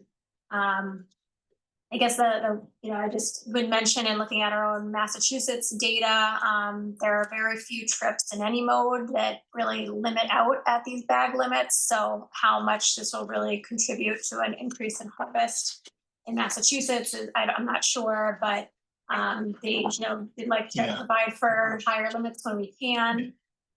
There was some interest at the meeting to go back to a uniform bag limit across all modes. But in an interesting situation, the ASMC supported a 5-fish bag limit across all angler modes, and the Mid-Atlantic Council supported keeping the higher differential for the for-hire mode, and both only passes one body. It has to pass both bodies to do so. So we ended up with this maintaining the differential. So that's what we'll go to public hearing with this winter. Questions? Howard? By the way, bluefish are scarce this year, very few around. I think it was a tournament in Gloucester, a lot of boats. I think I heard 7 fish were caught, something like that. I don't know how many tens of, several dozen boats fishing. Yeah. Intuitively, it doesn't make sense to increase the limit, but they seem scarce, and like coastwide up and down East Coast, maybe they're more prevalent than they are locally. Yeah, I've heard the same thing from our biologists that are trying to get our required number of samples from the fishery. They're really struggling to get samples this year. But I think there's a difference, hopefully between abundance and availability, and that this is more of a distribution issue. So the stock assessment is indicating that bluefish is going to be rebuilt by the end of this year ahead of the target. So it's been a successful rebuilding plan in the eyes of the stock assessment. So that would be, another reason that we might not anticipate, too much benefit from this change in Massachusetts. But the commercial landings are also, the lowest this year, I'd say, for a number of years. Distribution and not. Wide, they're rebuilding. Apparently, they're abundant somewhere. Right, they're in a rebuilding plan. Landings in the southern range of the species have been much better. So. And that's why we transferred quota to North Carolina, which hadn't been needed in previous years. Right. Yeah, thank you, Mr. Chair. I'm not arguing stock assessment at all or any science or anything. I just would kind of echo again Eric's comment and just my own observations of bluefish abundance in general. They're around, but they're not around. Growing up, we would see harbors flooded with snapper blues this time of year, and we just don't see it. There are some here and there. We run into small piles of them outside of the harbors, and there are they're that Yeah. 8 to 15-inch size range. But just in general, I don't see the increase in bluefish locally. We do see the big offshore fish push in, but as far as like recruitment goes, we just don't see the juvenile like we used to. Also in the springtime, I mean, there used to be a very predictable push of big bluefish coming in early May through kind of later in May, especially up onto some of the flats in Buzzards Bay, and we just don't see that as well. You know, it's things that I would kind of count on in the past, or just areas, you know, not count on necessarily, but predictably target, and we're just not seeing the bluefish like we used to. So not arguing the stock assessment at all, it's just my observations. A number of years ago, an ex-commissioner, he would bring a story to the table about his dad telling him out of Gloucester, he didn't know what a bluefish was. And, you know, we got these Labrador currents running down the coast again, just this last year. But prior to that, we didn't have them. So we used to get an abundance of bluefish up here. And this could go on for years with this Labrador current. But as stated by Nicola earlier, you know, we're transferring quota back, and Carolina, I believe North Carolina gets 1.3 million pounds commercially, and they're asking for quota of, you know, so the body of fish is there, it's just not in the Northeast. Yep. Makes sense. I don't question the science at all. No, and I'm not questioning the science at all. I'm just sharing my observation. Who was it, Bill? What was his name? Lou Williams. Lou Williams used to tell us stories, but his dad didn't know what a bluefish was. Oh, wow. Really? All right. Yeah, I guess one comment on that, when I was a kid growing up, bluefish weren't around the North Shore. And all of a sudden they kind of increase, and they got some 70s, they were everywhere. You couldn't get anywhere, all you want, anytime, almost any place. The rivers out in the bay, whatever, they go up and down. Right. But aside from that, I want to comment on if we increase the limit, there may be some pushback from anglers saying, we can't catch them now, why are you making it more? You know, if people get them, they're gonna kill them more. I'm not disagreeing, I'm just saying you made your comments that adverse to increasing the limit because of people, because they're very popular when they're around. People love to catch food vaccine. Well, Nicola's got her hands full, because that's when she'll have to explain fishery management between the Mid-Atlantic Council and the Atlantic States Marine Fisheries Commission. So that's. Anything else on bluefish? Okay, this one, allowance for dual state federal lobster permit holder to retire coastal offshore. Story's gonna take. Story. Okay, thanks, Mr. Chair. So by way of background here, DMF issues 2 commercial lobster permits. One is the coastal lobster permit that allows you to set traps in state waters. And it can be associated with a vessel that also has a federal trap permit. And we would consider that duly permanent. That's possible under coastal lobster. Those coastal lobster permits are owner operated. Then there's a second class of lobster permit, this offshore lobster permit. And that allows somebody with a federal trap permit associated with a vessel on the permit to land that lobster that was caught with traps or federal waters in Massachusetts. So there was both of those were limited entry permits essentially for years. And then over time, the offshore lobster permit, we created 2 exemptions to that to get new offshore lobster permits, and those were for LMA2 and LMA3 that had qualifying periods for allocation. And so the number of traps in those LMAs were fixed essentially, and there was no benefit. You couldn't really split things apart to create more traps. Whereas in LMA1, on those coastal lobster permits, what we didn't want was the splitting apart of a state and federal permit. So you can have up to 800 traps in state and federal waters combined. We didn't want that split to all of a sudden create 1,600 traps out of 800. So that was the basics of why we weren't allowing new offshore lobster permits. We didn't want that splitting to occur. But if you fast forward to now, we've had some requests from coastal lobster permit holders who have one of those dual permits, meaning the coastal and a federal trap allocation. They're saying, for a couple reasons we've heard, I'm interested in allowing somebody else, a crewman, family member, to fish my permit in federal waters because I'm going to do something else. Either I'm moving inland or I'm involved in some other fishery, but I can't do that because the coastal lobster permit is Or owner even take a operated. day off. Or even take a day off. It's very difficult.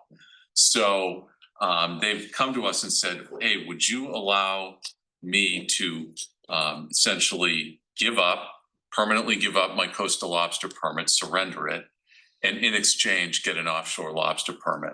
So the 800 traps would remain, but they would become federal only.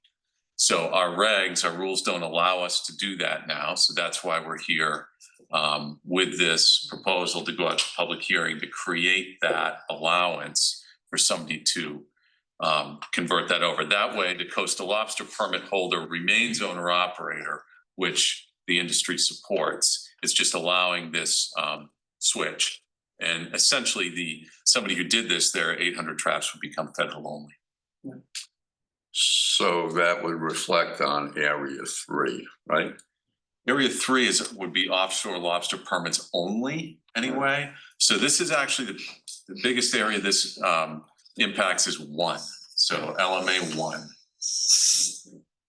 A lot of the requests we've got have been guys out of Provincetown that fish up above 3 miles anyways and want to have their Stearman fish their permit, but can't because they have the coastal. And even if you're fishing exclusively in federal water under a coastal, the moment you come into state waters, you got to be on the boat. Okay. Yeah. So anyway, not too controversial, but it must, go ahead. Kind of interesting because I mean, I go with mostly LMA too, but the combined permit is the tags are way more expensive. So if you were to do that, you're losing value in your permit. Yeah. I think so. I don't see a lot of. Yeah. I Yeah. think that's true here with Yeah. LMA 1 too, Yeah. that you're losing value in the permit, but it allows you to do something else. Yeah, I would say we've had less than 5 requests for this Yeah, over the past handful of years, but Yeah, we just want to make it legal. That Makes sense. the rare occasion. Yeah. All right, and then the next one has to do with dragger permits, coastal access permits. sure. So this one, for the coastal access permit, we're actually trying to simplify things here. So we have those different coastal access permits. We have a cap, just a straight up coastal access permit, a cap squid, a cap whiting, a cap sea herring, and a cap North Shore mobile gear.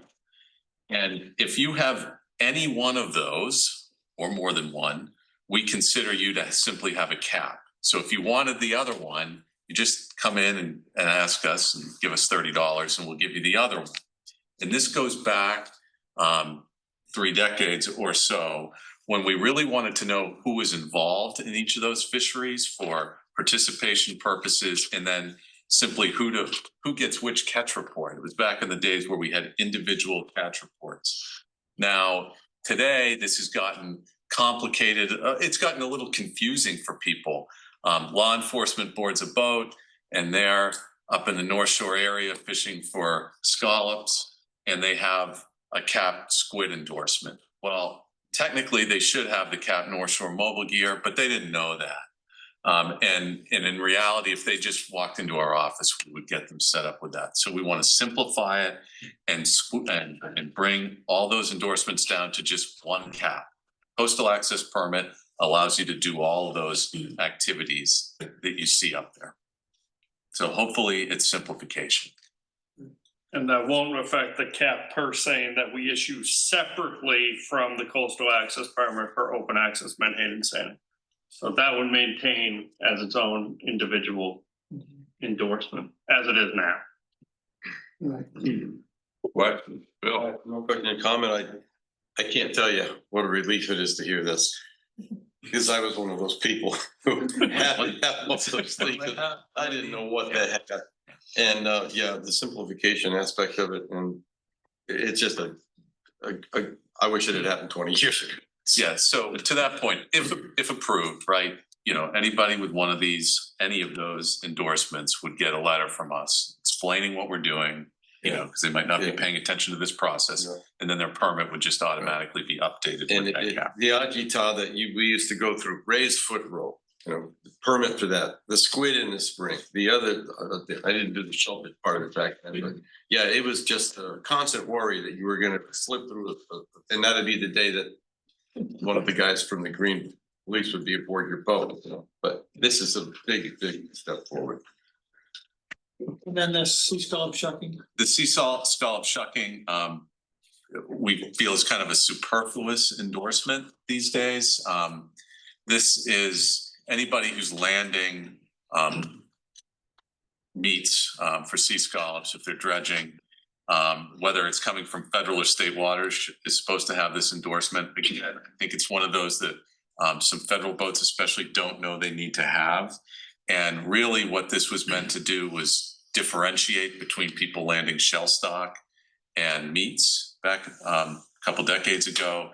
And we have the shellfish endorsement, which will still be required to land shell stock. Everybody really knows that. So we don't think we need this endorsement anymore. It's a free endorsement. It's one of those where, you know, if the environmental police stop you, it's like you can just come in and get it. So we don't think we need it. And from a public health perspective, the shellfish endorsement one is the important one because that's the one that you need to get the transaction card to land whole in shell product, which has the you know, all of the public health rules layered on top of it. So as long as that's there, we're comfortable with it from that perspective. Question. So landing shell stock from water Any waters that aren't tested or classified or that we don't have water quality reports for are classified as prohibited and they're closed to the harvest of shell stock. Well, offshore landed shell stock come from untested waters and untested for PFP. I didn't think you could land shell stock. I don't think you can land water. shell stock. It's because of that. Prohibited. They have to be cut offshore. Yeah. There's sure a lot of shell stock being landed. We're doing it illegally though. Yeah. On the federal side.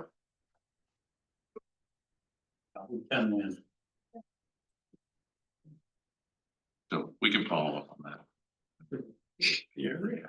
There's an area on Georgia's where you can't, because it's close to the PFP. But outside of that, up on the Gulf of Maine, I think. Let us follow up on that. We'll follow up on that. Follow up, okay. So on the discussion items, we're gonna discuss B, recent meetings to discuss North Shore State Waters Sea Scallop fishing concern. I just thought that this would flow more logical instead of bouncing in straight balls.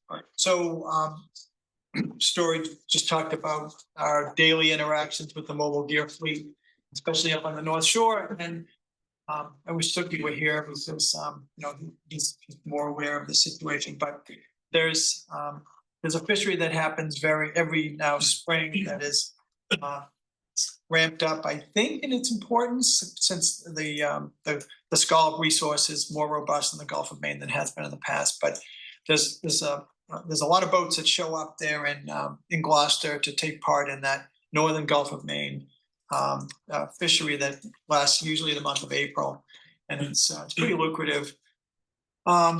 And so we sat down with a bunch of the local boats from Rockport and Gloucester and talked about like some of the overall issues, and they brought up some interesting concerns that they had. Like, you know, it's always good to sort of get some feedback about how things are progressing. And, you know, one of the concerns was this issue about sort of non-residents again. And so we told them that we would look into that, but there are some non-residents who are obtaining coastal access permits and participating in the state waters scallop fishery. You know, and this is outside of that so-called northern Gulf of Maine fishery, but when it closes or before it opens, there is some scalloping that happens up on the North Shore. There was interest in having owner-operator to participate in that fishery. There was interest in delaying the start of that Ipswich Bay fishery for a bit. To better coincide with the lobster trap closure.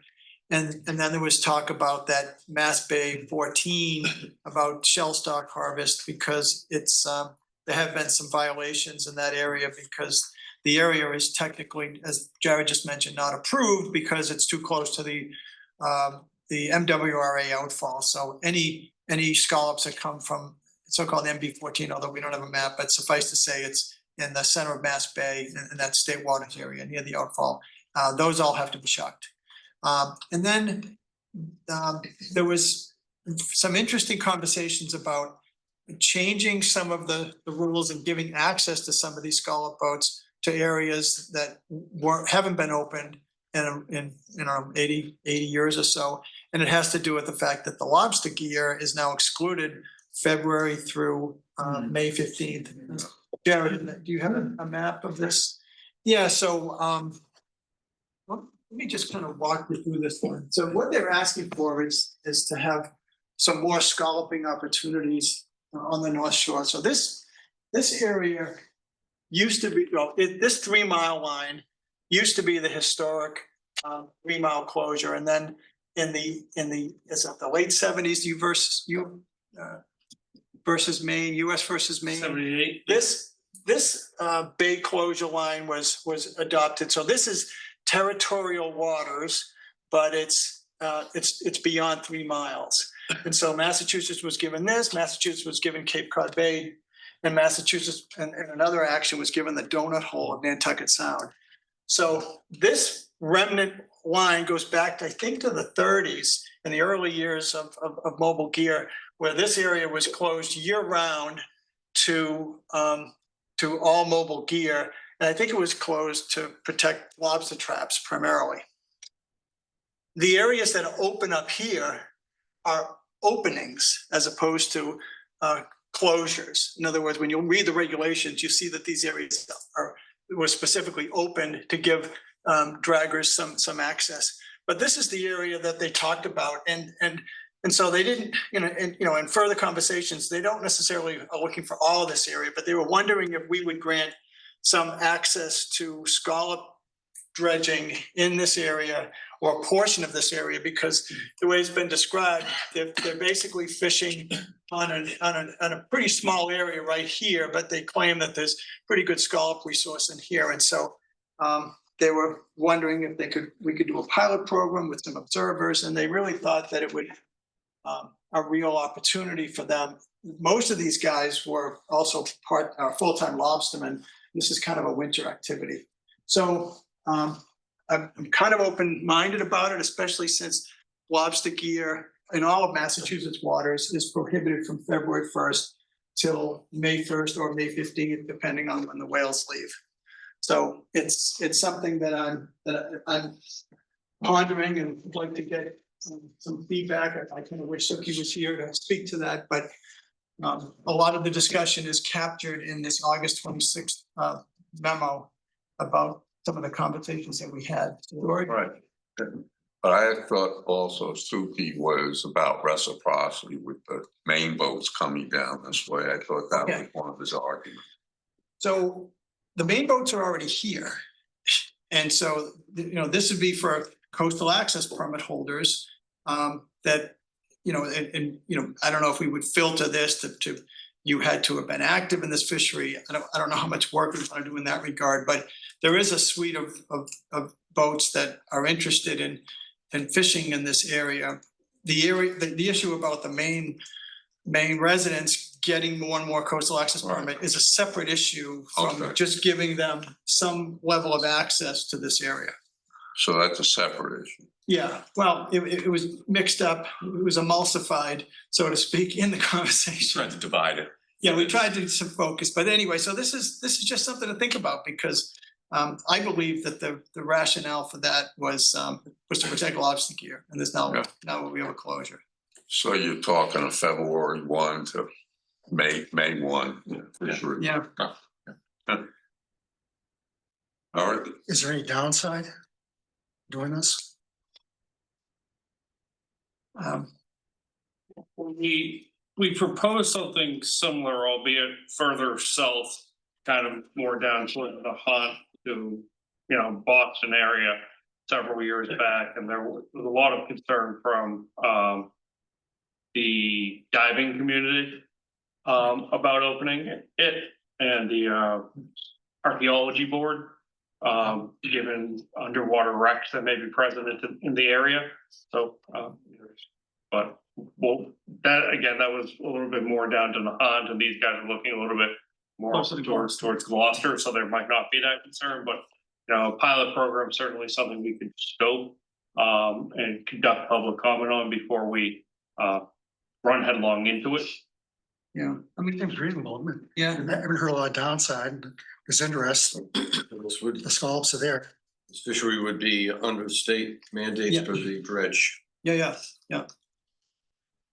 not necessarily for the boat, but for the dredge. So a 90-footer could fish there with a 10. No, we have a 72-foot rule. Oh, it's And it's the coastal access. permit. that exists throughout the state, not just in the south. Yeah. Anything else to discuss on this, This area Bruce? open, sorry, Mr. Chairman, is this area open to mobile deer fishing? Is it inside the spring cod conservation area? The Spring Cod Conservation Area, tiny little bubble, you know, off the Hunt Marblehead up there. We could map it over that, but I think it's a little bit to the east of where that area would be, that's already open to sea scallop dredging. But yes, this would open an area that is currently closed to mobile gear to sea scallop dredging. And I would like to limit it to scalloping because there's a constituency for winter flounder, especially in that area that tend to overreact to the presence of commercial vessels. And while I don't think there's a lot of winter flounder in this area, I just want to keep it to scallops at this point. I don't want to undermine our current level of winter flounder conservation. But anyway, I mean, we're not going to go screaming out of the gate on this one. Just we bring it to your attention.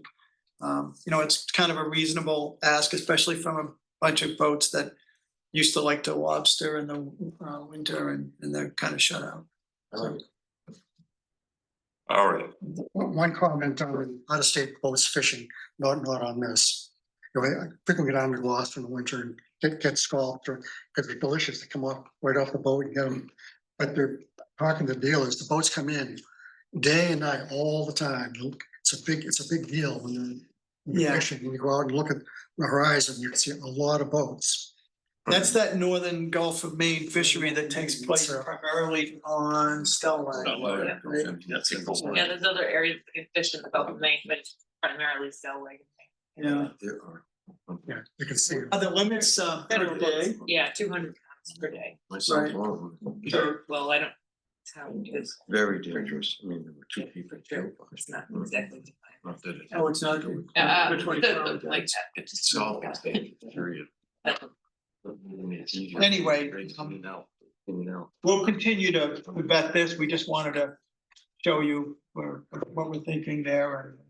And so, I mean, I'll be honest, there's a lot of mood in the country right now about, you know, not over regulating and trying to like provide opportunities for making a living. And this one seems pretty logical, given the big gap we have now in the lobster fishery.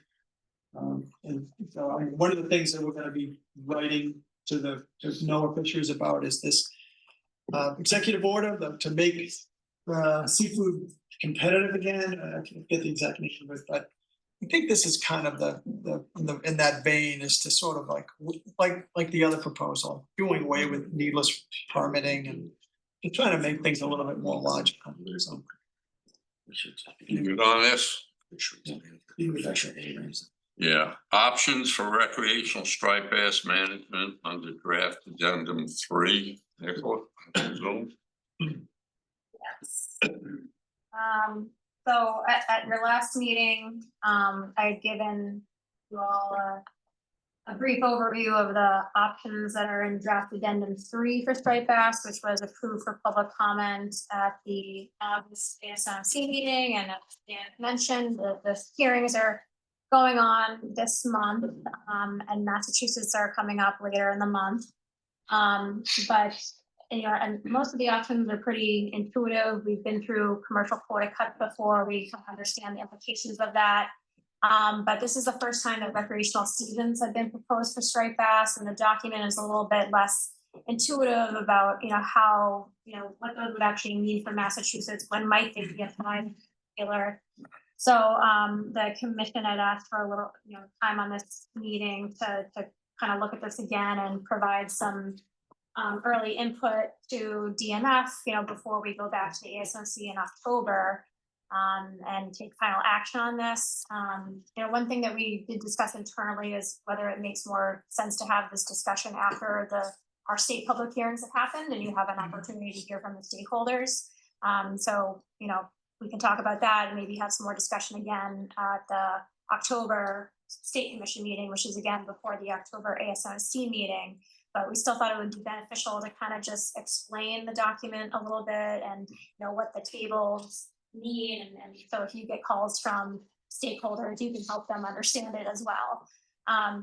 So in terms of the recreational striped bass options, you know, the sequence of decision making really first is whether or not to take a 12% reduction or not to increase the probability of meeting the due diligence target in 2029.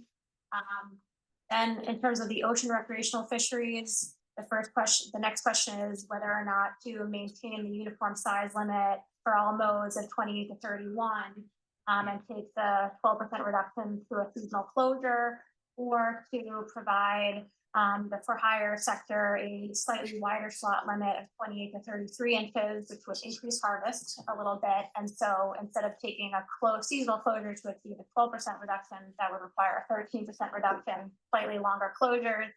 That would be applicable to all anglers. So then you get into that table on the left, you know, then it refers you in the draft 3 to table 10 and table 11, where it, you know, lays out the number of days to close per wave. And the 3 questions that are kind of wrapped up in all that is whether or not a closure prohibits harvesting of striped bass or all targeting of striped bass, whether that fish is going to be harvested or released. And then what is the regional makeup for the coast? There is an option that there could be a coastwide closure from Maine to North Carolina, or is it breaking up into 2 regions of where, you know, the northern and the southern region, and the break would be, you know, at Rhode Island, which region does Rhode Island fall into? And there was some work put into kind of examining the seasonality of the fishery in each state, and so there was kind of a natural break there, that does Rhode Island fall into the northeast or the south, and there were also consideration about, you know, the Lock Island fishery and who's fishing there, and some more kind of enforcement and compliance concerns about, you know, what the regional breakdown is. And then the last question, you know, is what months really would you prefer that the closures occur in? And there's certainly a trade-off to be made there. As you know, if you put a closure in your peak striped bass season, the closure can be shorter to achieve a reduction. If you put that closure into, you know, the shoulder season, it's going to have to be a longer closure to get to the same amount of percent reduction. So what you'll see in the document, though, in that table on the right, is that it just identifies a number of days closed in a wave, a 2-month wave, as opposed to saying any particular calendar dates. So that was meant to provide some flexibility to the board when they take final action. And you'll see that there are some cells that are shaded in pink for a particular wave, and that's indicating that if you close that entire wave, for example, wave 3 for Maine to Mass region, if you close the entire May-June period to harvest, for example, that only achieves a 9% reduction. So you would have to extend it into a wave before or after to get to the 12%, but it doesn't provide that in the document, because theoretically you could grab days from before or after, or come from each side, and so it's a myriad of options. So It was kept simple in the document by just providing the number of days. So what we did, is kind of translate that table into some example options on the next slide. Of what some of those options really mean in terms of months. And again, this is not an exhaustive list. You can, break it up in a bunch of different ways. But what we did was just translate some of the options into calendar days for the coastwide option of Maine through North Carolina. There's only one option there that provided for 31 days being closed in both wave 3 and wave 6. So essentially what that means would be, coastwide, you're closing, for example, either May or June and November or December, or some 31-day period in those time periods. But then there is also the ability for the management board to use dual wave options where the closure is applied in 2 waves. The option that was provided was the same number per minute, but the board could say, well, actually, we want to put 40 days in wave 3 and a lesser number in wave 6. Because there's a lot of consideration about equity, and so we're trying to figure out, ways that it's very hard. It's going to be impossible, really, to apply a regional or a closure and have everyone feeling that it's an equitable decision. But you might be able to move some days around to try to provide for some more equity. So, you can also split that, coastwide option, 31 days, no harvest per wave in some slightly different ways. And those are going to be, calculated on the fly at the October meeting, or they ask me in advance and I can tell you what it is, things like that. So when you get down to the regional breakdown, just as an example, then the Massachusetts region, if we were closed all of these May, June, that only achieves 9% through a harvest closure.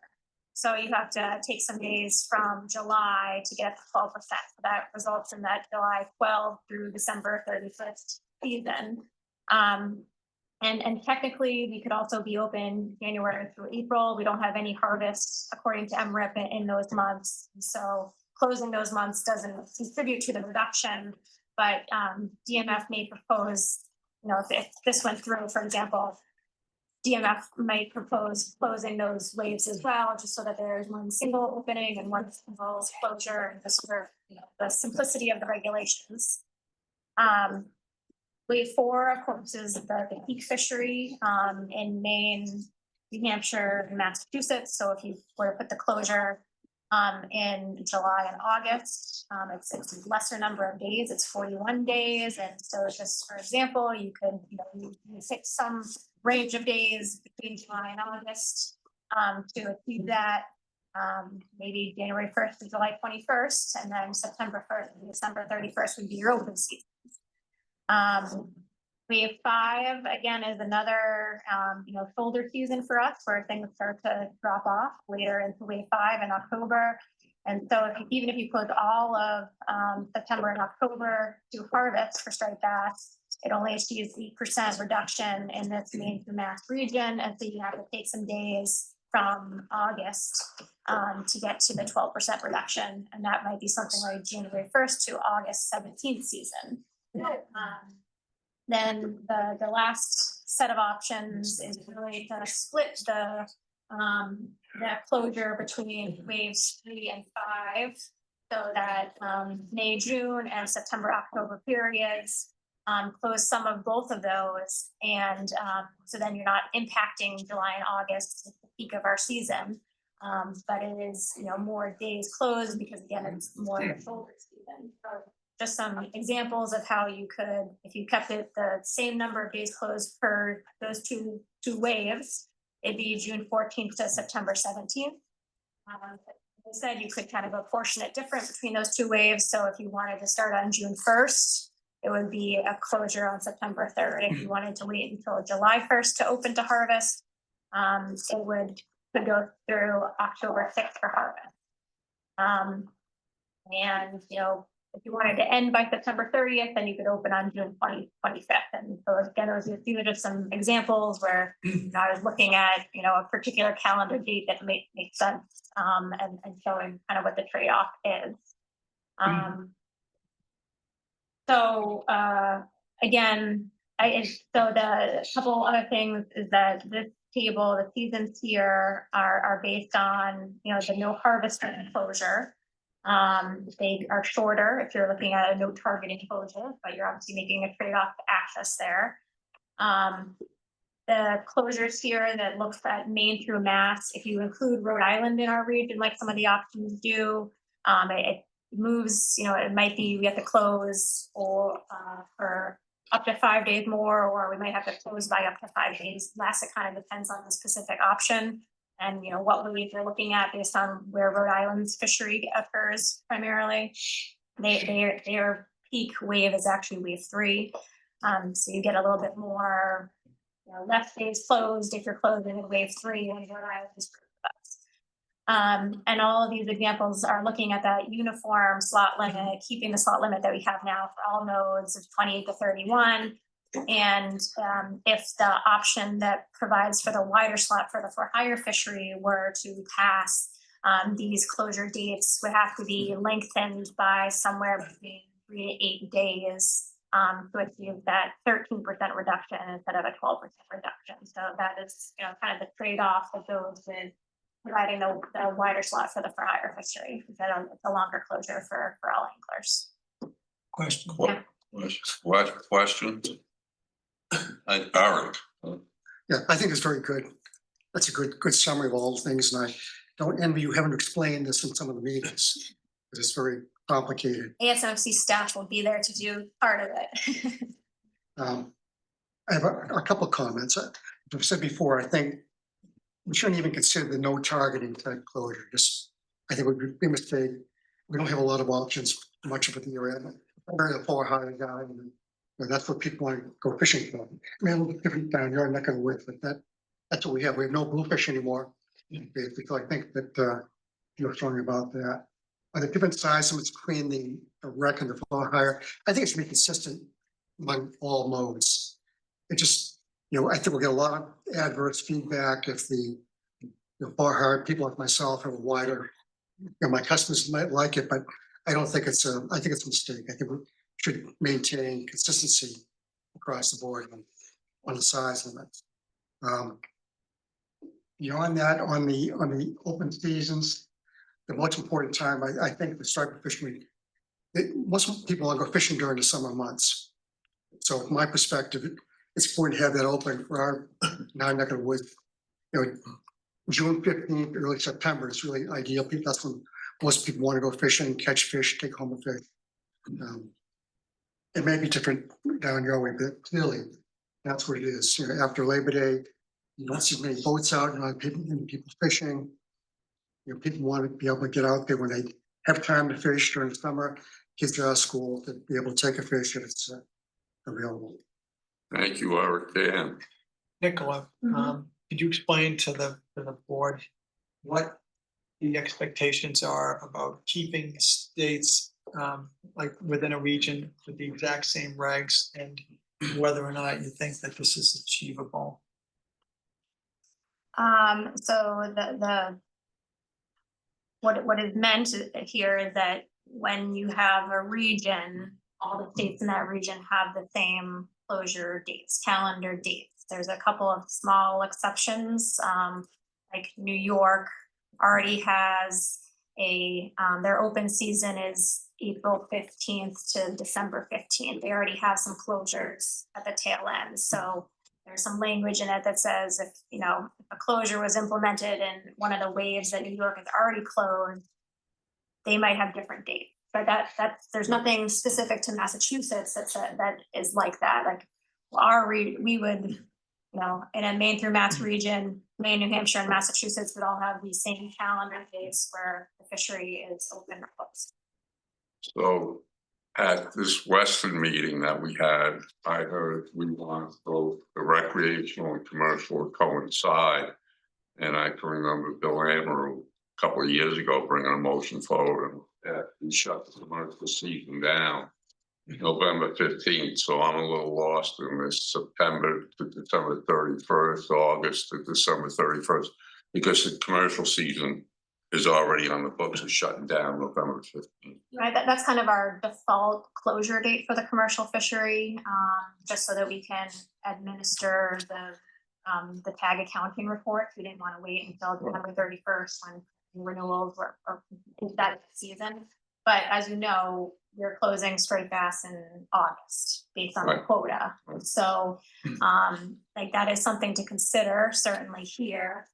You know, that maybe waiting until July 1st to open the recreational season, if we maintain our June 16th commercial start date, that might rub some people the wrong way. That would be something to consider in terms of taking this recreational season for us. But we want to maintain a fishery south or Cape Cod south, and that fishery occurs in June, right? Would you like to comment? Late April through, you know, I mean, I start seeing slot limit fish by April 20th. Well, yeah, that's recreational, but also commercial. Commercial starts July 1st this year. June 16th. June 16th. But we're talking about movement July 1st.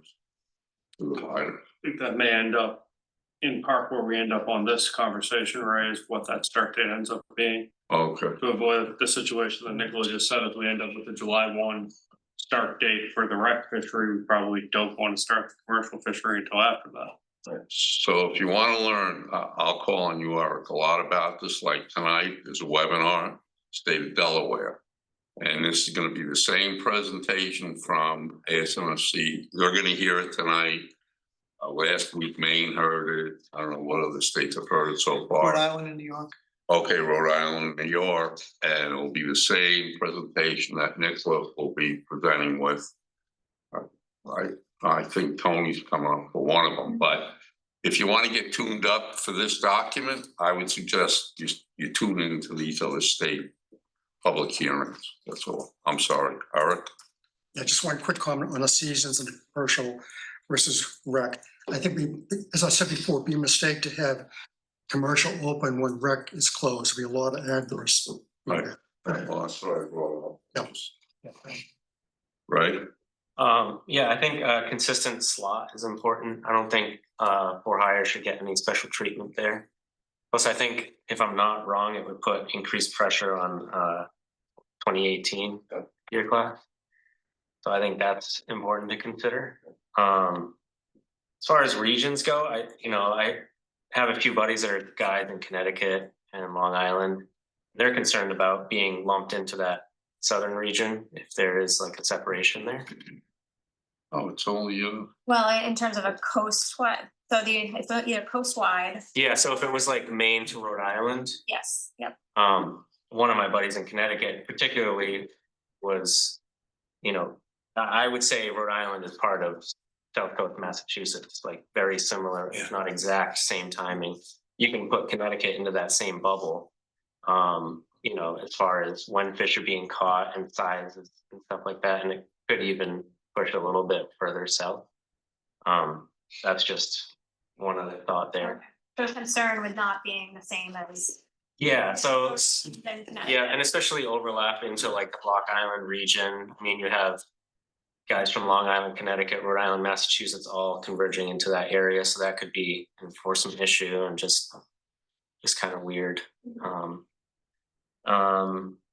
And I would say, like, as far as open seasons for harvest, if it is a if it is a closure on harvest, then we should look at, personally, I would say closing it to harvest during those peak months when there would be more fish potentially removed.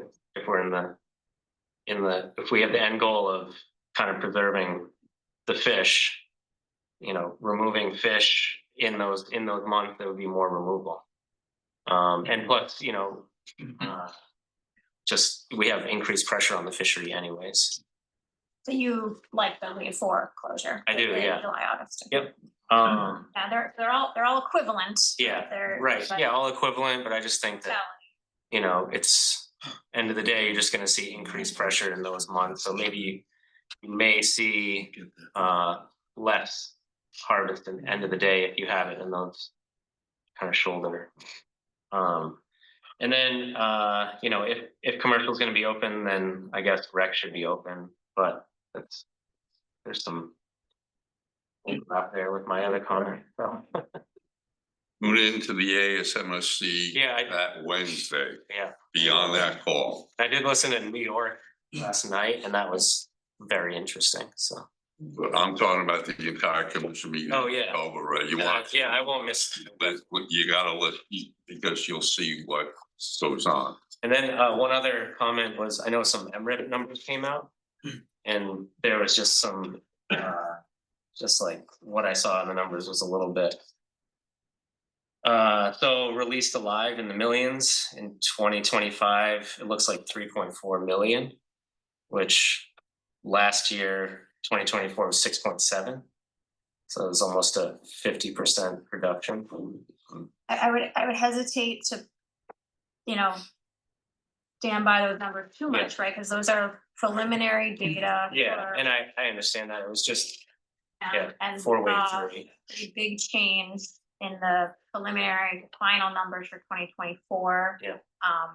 But you know, by the October meeting, we'll have, you know, wave 3 and 4. Wave 4 is still preliminary though, I think. So we've got ourselves in trouble before by, like, you know, each wave of data coming out and kind of react to it. Yeah. Yeah, and I just think it was just something to like think about more than anything. Yeah. It's just new information, so just a little like, if it is in fact our numbers, then it's a lot different than last year. I think this is gonna be, I mean, Ray says, listen in. Yeah.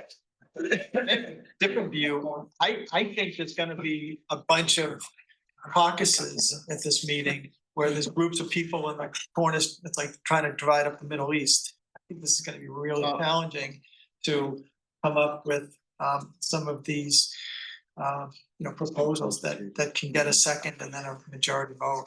It's gonna be really hard. So Can I say a few things to go ahead. Well, just, I'm thinking who's affected, residents, non-resident permit holders on the rec side. If you close the August, well, wave 4, August, July, I'm assuming you're gonna get more non-residents. Again, being a destination area like Cape Cod in the summertime for tourists. Okay, so just, I'm putting it out there. The next is that if you're a resident, yeah, you can fish May and June and September, October. Yeah, sign me up. I mean, right? So yeah, I just want to put it out there. And then the other thing nobody talks about is shore fishing versus boat. But you know, I know that could be an enforcement challenge. I don't know, but I'm just coming into, you know, the thinking on this. So, you know. I'll just say this, there was a moratorium that was established, not in this state, but in the Chesapeake area primarily. And it came about because I was told, I wasn't involved with fisheries management then, I was told because in Maryland and Virginia, the charter boats and the commercial, or the rec and the commercial fishery could not agree on the measures. And they threw up their hands and they wound up just shutting it all down. So I think that there's a bit of history there that this could get wild, you know, because the real challenge is, like Ray's pointing out, that Rhode Island and Ray would be on the same schedule, Rhode Island and the South Coast, and Rhode Island and the island, but they are expecting Massachusetts to have one set of rules. And right now, striped bass has a natural, I mean, even though there's probably too many fish being released with catch and release, or just continue to try to get that keeper, there's a natural progression and a natural, getting aspect to it. But now for us to introduce these hard stops, and the other thing is if Rhode Island goes with the southern area, then nothing prevents a Massachusetts boat from going across the line and launching a boat. You know what I mean? So there's going to be some of that recruitment too. But this is going to be challenging. Right. That was my other. Listening to some of the hearings, you know, they're interested in every state being able to make up their own rule and give it 12%. And that is part of the reason that the board didn't entertain that, is because you're going to end up with this hodgepodge of closures, then you can pretty easily jump over to the next state and go fishing and keep a fish. You know, a lot of people can do that. Yeah. If there's not some uniformity, which is why, at most it breaks. Right? That was one other thing that you just jogged my memory with that was since we have a reciprocal saltwater Mass Rhode Island license, or like right, if you're recreational. Yeah. Yeah. Or like where I'm as a guide down there, I have a Massachusetts guide license, also a Rhode Island guide permit. If Rhode Island is closed or Massachusetts is open, you run into just issues there as well. And I mean, I go 3/4 of a mile outside my harbor and I'm in Rhode Island. So I just, it's a little Awkward. touchy and awkward. So if any, my opinion, Rhode Island should be lumped with Mass, but it's my opinion. Well, I still encourage you to listen into the meeting. Yeah, no, and I will. The director says no, I think please. No, Yeah. there's gonna be more that you won't be able to listen to, because I have a feeling that we're gonna be attempting in the corners Yeah, to figure this out. yeah, or fly down for the day. Bill? Nicola, is there a standard that's used for how many fish need to be caught outside of the slot to get one in the slot? And if so, is it different from commercial to recreational? I'm not sure I'm interpreting your question correctly, but I mean, we could calculate. You need to for- catch 10 fish to get 2 keepers. Yeah, I mean, we could look at the ratio of releases to harvested fish, but there's a lot that goes into whether you release a fish rather than just the regulations. It might be a personal choice to be out there and release fishing, so it's a little bit hard to interpret those data, so I don't think there's a clear answer for that. I can, All right. of course, like experience, we're probably catching at least 5 fish per one each slot limit. Most way too big. So it's a relatively small percentage of slot fish to really do. Yeah, with the 6 years of poor recruitment coming after the 2018 year class, that's gonna influence how many you're releasing before you get to a keeper size. 1924, right? 1920, 1, 2, 3, 4, 6, 7. At the ASSE annual meeting, we should have Maryland give your index for this year, so that I'm sure will be part of the discussion as well. Let's remember the blue catfish down there eating all the fry. In Chesapeake Bay. One more Bill? question, right? Back to bluefish. You know how we found out all kinds of good information when striped bass were tagged about, where the spawning's occurring and where they go. Anything going on there with bluefish? Bluefish is considered a highly migratory fish. I believe. I mean, not under the federal like HMS, designation, but I would call them highly migratory, yeah. We've never tagged any. Yeah, I don't know that if there's anything in the record or any to have done that. We can look into that, report back in the next meeting. Everyone, we hear they're out there, everyone wants to know where they are.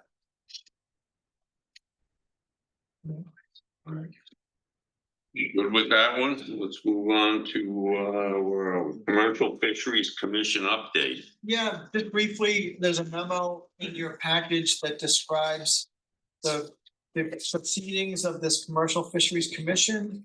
Remember, they're different than this commission. This is a subset of organizations that are identified to get together and advise BMF and CCM on matters to make commercial fisheries sustainable, especially in light of offshore wind. But there's just some brief a list of their activities that we just want to bring to your attention. What we've been working on, such as the port profile project. We get some good advice on that. CCM has a plan for resilient coasts, and this gives us an opportunity to bring the fishing organizations into a meeting and to get them to pay attention to this. There's talk about, well, we reported to them on their derelict gear initiative, as well as a new initiative we're gonna bring up at the next meeting to look at the processing capacity of some of the dealers and to try to figure out why flounder are so undervalued. So those are some of the issues there. I don't want to go into it too detailed. There's a separate entity, but I'm doing my best to keep business of you and them sort of separate and distinct, but I'm letting them know what you're up to and I'm letting you know what they're up to. Yeah, I would add to that, you know, when I came in as commissioner, this was already in statute, and that the industry asked, what are you gonna do with that statute that's essentially, you know, enabling a commercial fisheries commission? So, you know, I worked with Dan and you know, made sure that we actually put it into action. And I think that the commercial fishing industry has appreciated that we've done that. So there is a platform to discuss these kinds of issues facing them from a state perspective. And they go well beyond just DMF as well. But so I actually think it's an important forum, space, whatever you want to call it, for the industry to come together with us to work through some of these bigger, longer term issues. And I would just say that, you know, Dan's put some time and effort into that, and I've tried to support that as well. And I think Senator Tar, the legislature, has also tried to support it, which is great. And you know, so while it's separate, I think it's an important space and forum to work on issues. And I found it also an important way for me to engage, you know, from the administration's perspective with the industry as well. So anyway, I think it's a good thing. It takes effort, and I appreciate Dan and the DMF team putting effort into it with CZM. And I think it's a good thing, and hopefully they'll come out with a report that will give recommendations that will be actionable for the industry. So getting to your, you know, dealing with things like the executive order at the federal level on seafood competitiveness and so forth. But what does that mean here in Massachusetts? I think I'll also just say is that with offshore wind energy in question in terms of expansion, that's just, you know, this gives an opportunity to work on other issues as well. So I don't know if you want to say anything more about that, Dan, but no, I think I'm good. I mean, I think the offshore wind aspect of this was very, very prominent. And then there's sort of the other more sustainable issues about processing and waterfront issues were kind of an afterthought, but I think those second and third issues are gonna become more of a focus, you know, because I basically will, you know, there's gonna be 1 or 2 or 3 wind farms probably fully operational within a year or two, and I, you know, well, I believe, you know, that the lawsuits will be successful, but, you know, having a little bit of a pause to determine the real impacts and understand how fisheries operate in this smaller number may be beneficial. So I think that's the kind of stuff we need to talk about. So overall, I think it's been successful, and I'm really grateful with the department's help and Senator Tar. He gave us an appropriation of $60,000 to hire the Consensus Building Institute to actually facilitate the meetings, and that's huge. Yeah, to fund that work specifically. So anyway, I think it's been a good partnership with both the legislature, the administration, with DMF and CZM. It's a good thing. You know, I think you should fly down for the striped bass meeting that one day at ASMC. Why am I getting signed up for that? Take a helicopter. Oh, easy way to get You're there. the guy with, there is no easy way, but as Commissioner of Fish and Game, you might want to come down. Dan likes me probably maybe not at these meetings. I don't know.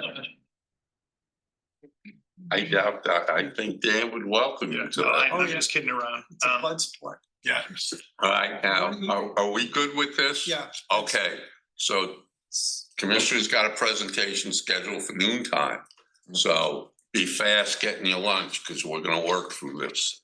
I'll call on him at noon time, so. Right. I announced this at the beginning of the meeting. Here are my notes. And Bill Doyle, listen to me. Yep. Progress. Jared, are we good? We are. All right, well, great. Well, it's good. I'm giving a presentation while everybody's eating. You'll be in a better mood and maybe paying more attention. I don't know. This is just a presentation to give you kind of a quick overview of the biodiversity goals that were announced last month by Governor Healy and us all at the Department of Fish and Game. And I'm going to just kind of give you an overview, mostly with the focus on how this applies to the marine environment and marine fisheries. And I think it's, you know, probably the start of the kind of work that we'll continue to do on this together. And so, you know, just think of this as a kind of starting point. If you haven't yet, we will be mailing you the hard copy reports, and they're also available online. So you can look at the goals that way too, but we'll be getting you the actual reports. So with that, go to the next slide, just to start from the beginning.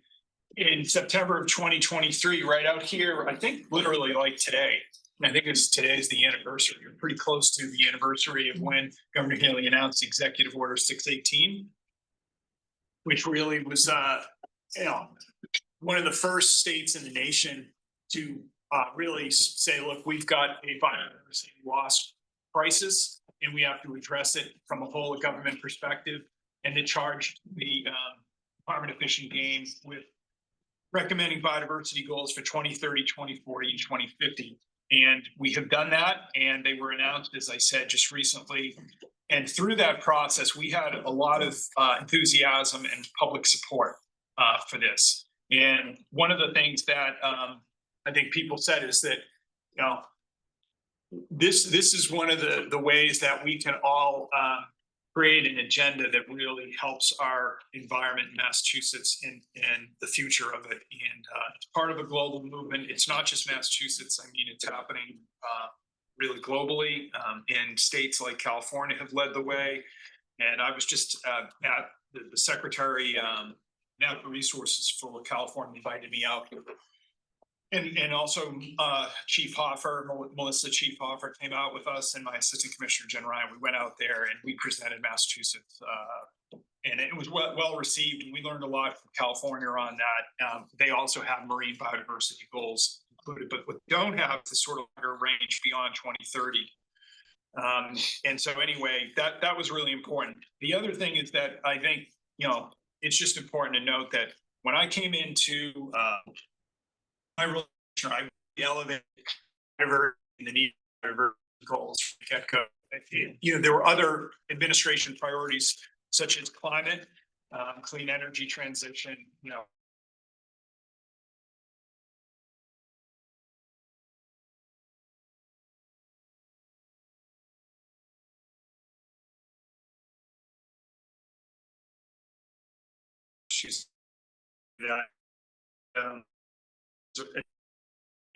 We were biodiversity loss, which is underpinned much, you know, our economy, our security.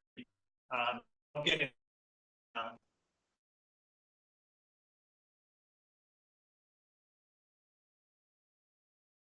I guess there's the announcement. Here we are. Great. We had 250. By the way, I'll just say we had 250 people there at that event. If you go back to that picture, yeah, and there it represents kind of across organizations. Like we had the, you know, commercial fisheries representatives, including the Massachusetts Fishing Partnership.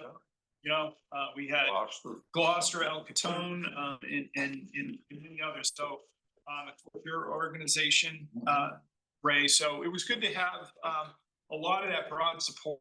I think, you know, when we look at it, the towns were there, and we reached those 2,000 people during the public engagement process. We talked to all the secretariats in state government.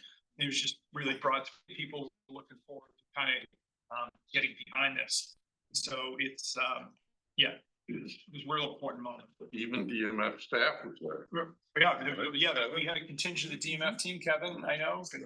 Yeah, That's my bald spot behind my head. And with the colonel himself, he's right there, so. You can see the top line. Great moment. Go to the next slide. You know, biodiversity in Massachusetts, and people think, what's that definition? What do you mean? It's really just the variety and abundance of life, quite simply. And that's at a lot of different levels. But one thing I just want to, point out that if you think about biodiversity from the marine perspective, in particular, marine fisheries perspective, I think that, that's the whole, right? That's everything from your forage fish and your plankton all the way up to the fish that we are talking about here today in terms of harvest.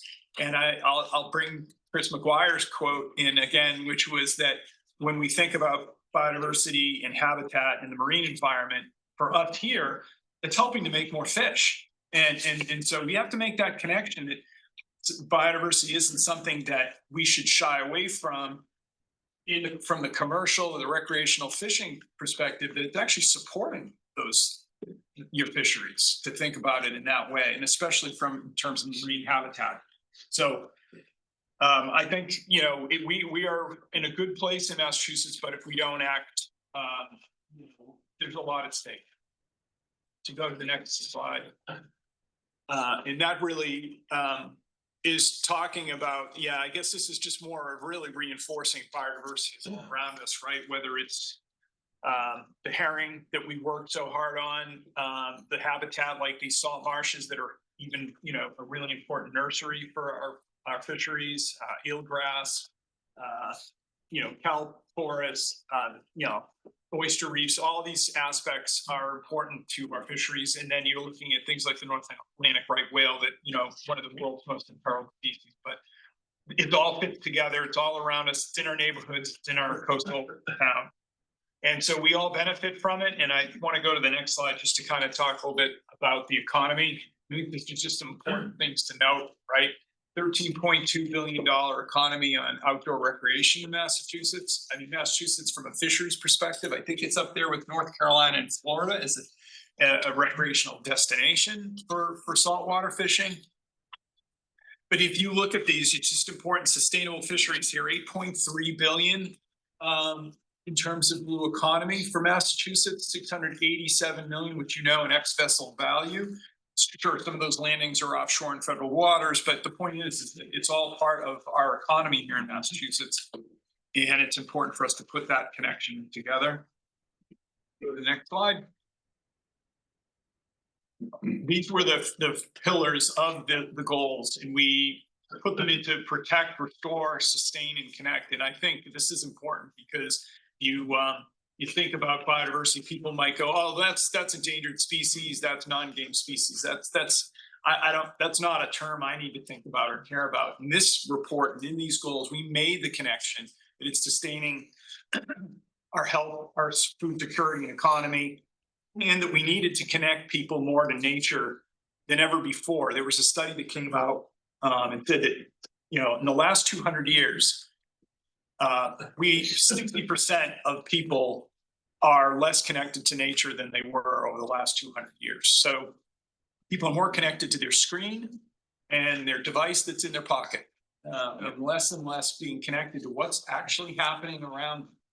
You all know this, but I think the more we can start to connect people through, schools, getting people in schools out connected to what this means for all of us in the curriculum, and also building a restoration workforce, people who are actually in the economy helping to use nature-based solutions and help restore areas to make the condition of the habitat better, like our salt marshes, or people who work on rain gardens. Upper Cape Tech just recently, came out. We had an event in the Coonamessett Bog area, which BMF was involved with, which allowed full run of herring all the way up to Coonamessett Pond.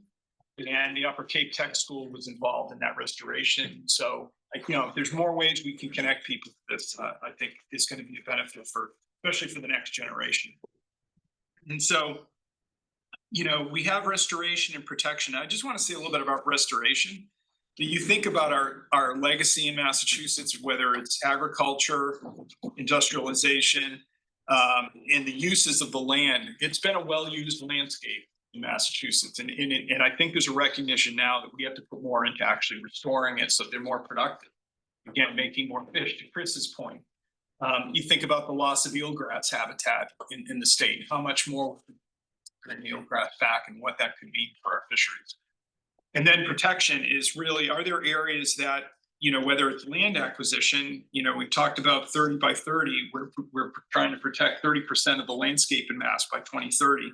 We're currently now at about 27%, 27, 28, and it's still another 85,000 acres. But let's also thinking about what does that mean in terms of our marine habitats. And there's the ocean management plan is going through a revision right now. And I know the DMF team is working with CTM and others to really ensure that our ocean management plan is, giving the appropriate protections for those sensitive marine habitats and areas. So I think there's more we could be doing in that. And I talked about the Marine Habitat Restoration Center concept, which would really fit under Restore, and we'll talk more about that.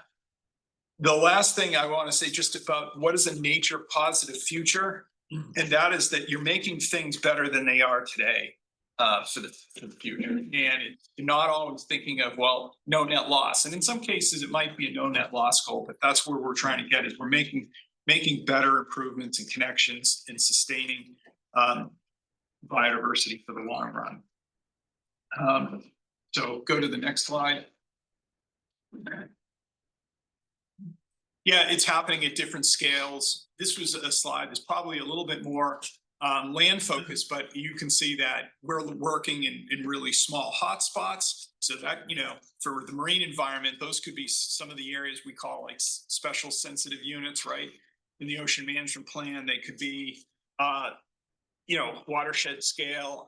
And, there's a lot of different ways we're working right now to sort of focus and target those efforts. And so if you read the report, it kind of gets into that in a little more detail. Go to the next slide.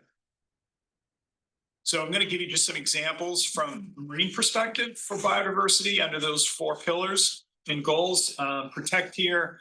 We talked about thinking about convening a marine biodiversity task force or some coalition that can work together across the different sectors, both the fisheries sector and conservation and others that can kind of come up with shared goals for what that might look like for protecting biodiversity into the future. I think California has done something similar to that, but that's an area where I think we could bring us together a little bit more and focus on that.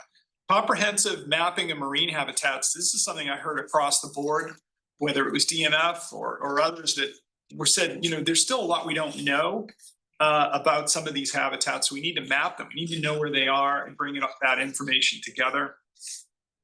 One that I've dealt with a lot just in the last 2 years is the idea of, reducing pollution, not only plastics, but just pollution and the effect on shellfish and fish in general.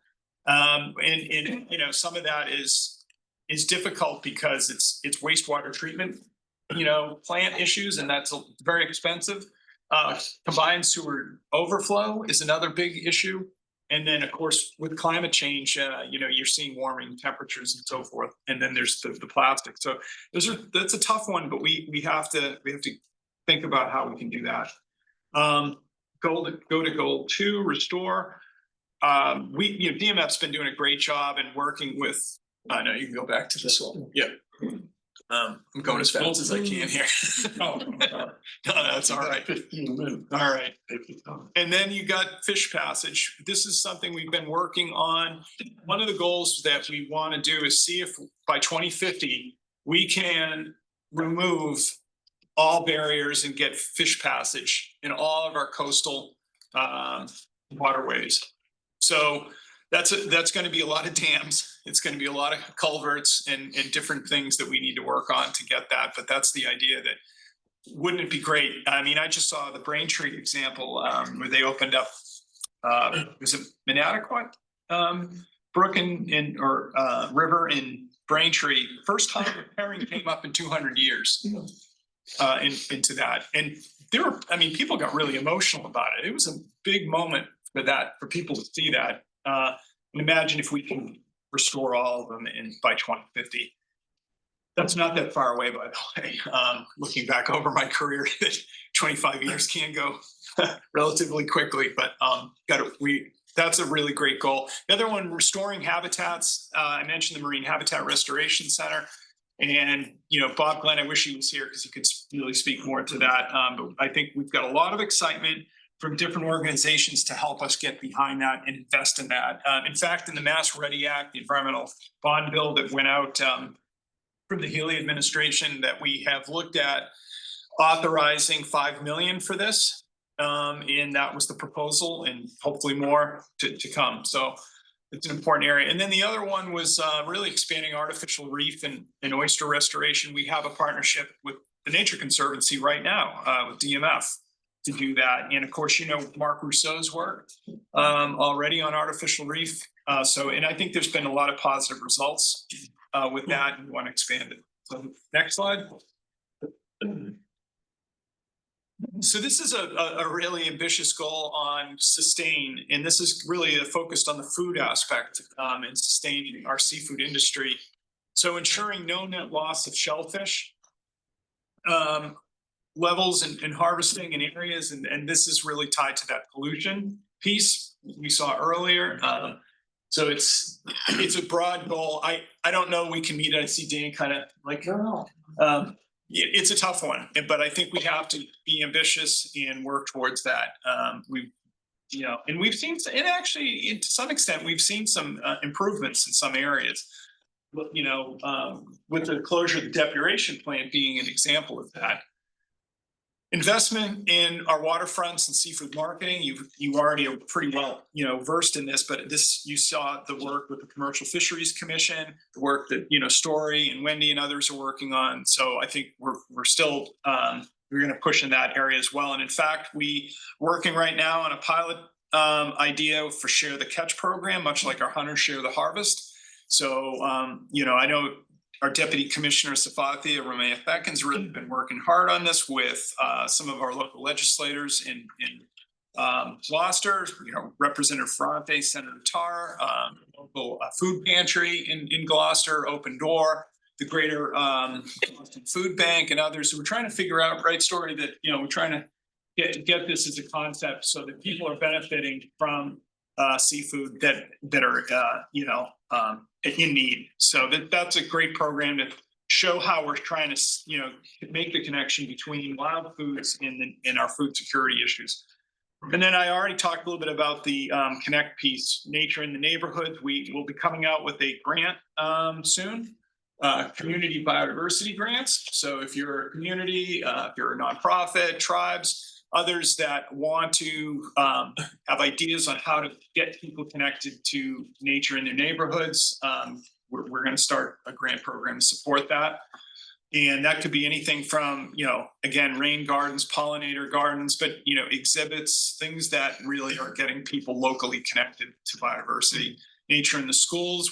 This is the Teach a Trout program Mass Wildlife does. They have 5,000 students in Massachusetts through the school systems that are connected to this. And I could imagine there's more ways that even DMF also can be connecting as well with schools.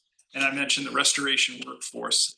This is an area where it's really important that people start to get the skills they need to, do the kind of restoration we're going to need, whether it's dam removal, grain gardens, pollinator garden, habitat, and marine habitat restoration. All of that whole suite of work is going to require a workforce that can do it.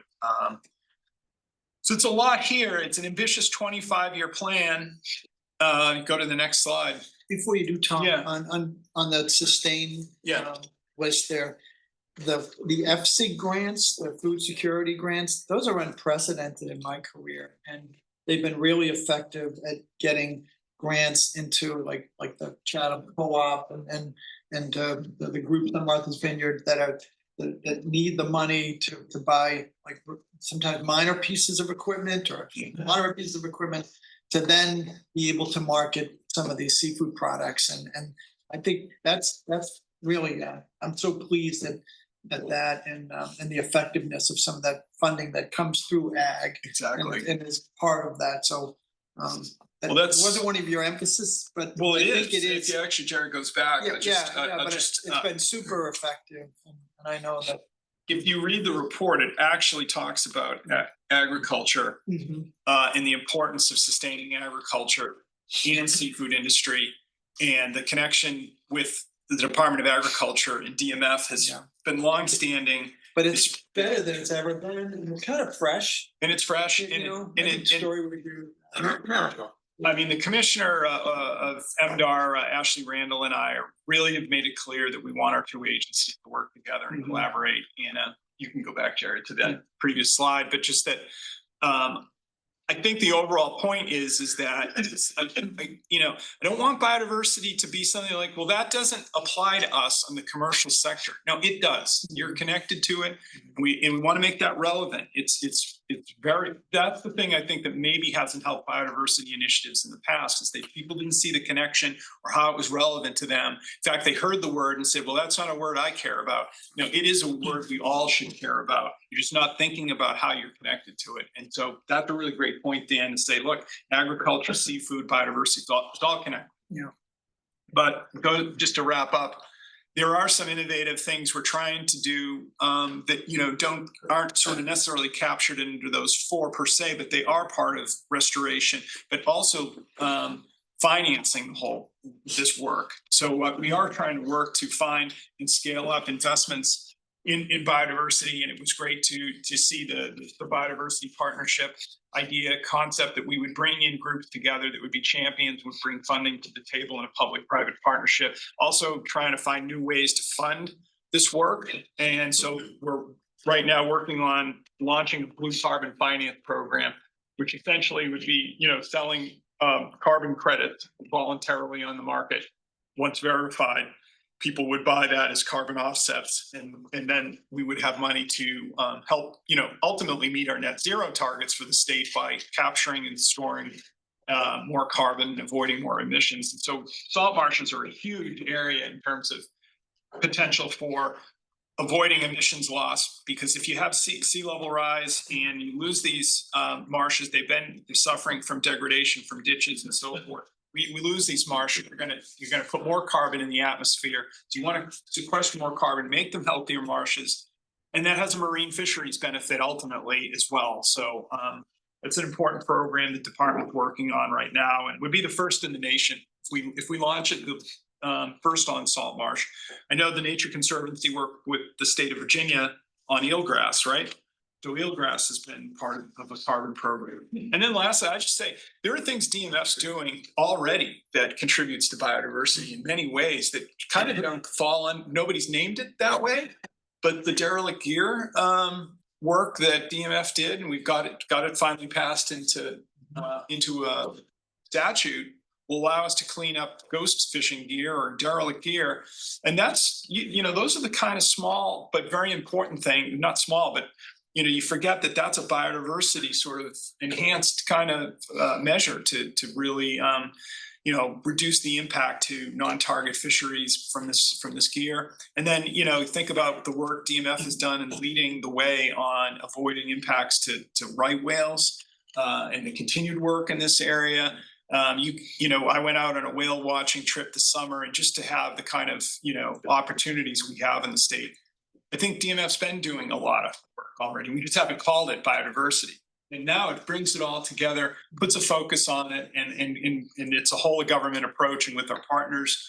So it's just a lot we can do, and that's really what I'll end with. There's some hope here. You know, even with some of the loss on the federal funding side, we can concentrate now at the state level to lead the way and continue to make progress. So I'll just end there, but you know, I think this, you know, would be something would be good to come back to with my staff at DFG and DMF staff to kind of give you updates on how this is rolling out and just keep that momentum going.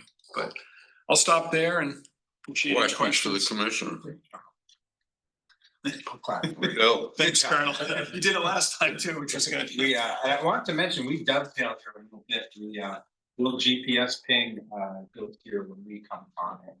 And then we find those we make seizures of you know, fish that have been caught legally. We don't really to food pantries and banks. Yeah. Well, I would say, Colonel, if we didn't have MEP, we'd be in a rough. I mean, it would be hard to do any of this from a species protection perspective. Bill Amber. Oh, One heck of a presentation, Tom, really fantastic. I got one point I want to make. Because it dovetails in with so much of what you just talked about.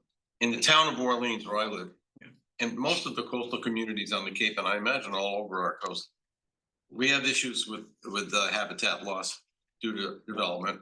And also due to the inability of our communities to necessarily take care of issues that they say from their perspective that they could enter in on because of state mandated rules concerning local control.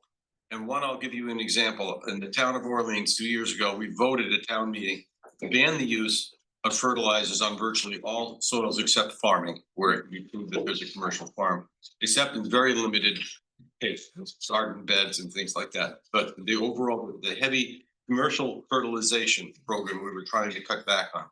As we're also Like lawns and things like that. Yes, open spaces, I call it, long green open spaces. And the vote passed. Then it went from there to our state senator and representatives. Because the state of Massachusetts mandates levels of control over communities. And one of them is the use of fertilization. And we cannot act to prevent the sale and distribution of fertilizers because the state requires us to follow their mandate. That has something to do with local control. At any rate, it may be a very small part of a very big picture, but it's a part that we don't control. We have the state of Massachusetts, it's a legislative thing, and it's happened because there's large lobbying that takes place by chemical corporations located not on Cape Cod. And they lobby the state house, and they have these rules and regulations that allow fertilization to go unchecked, except for they can't fertilize before April 15th or after October 30th, things like that. And then the rate of the repeated weekly or bi-weekly, whatever it would be, there are limits on that which aren't enforced. It's a thing that sticks in my craw because I've seen the waters in my own community become polluted to the point where they don't support clams and quahogs and shellfish and blue mussels anymore.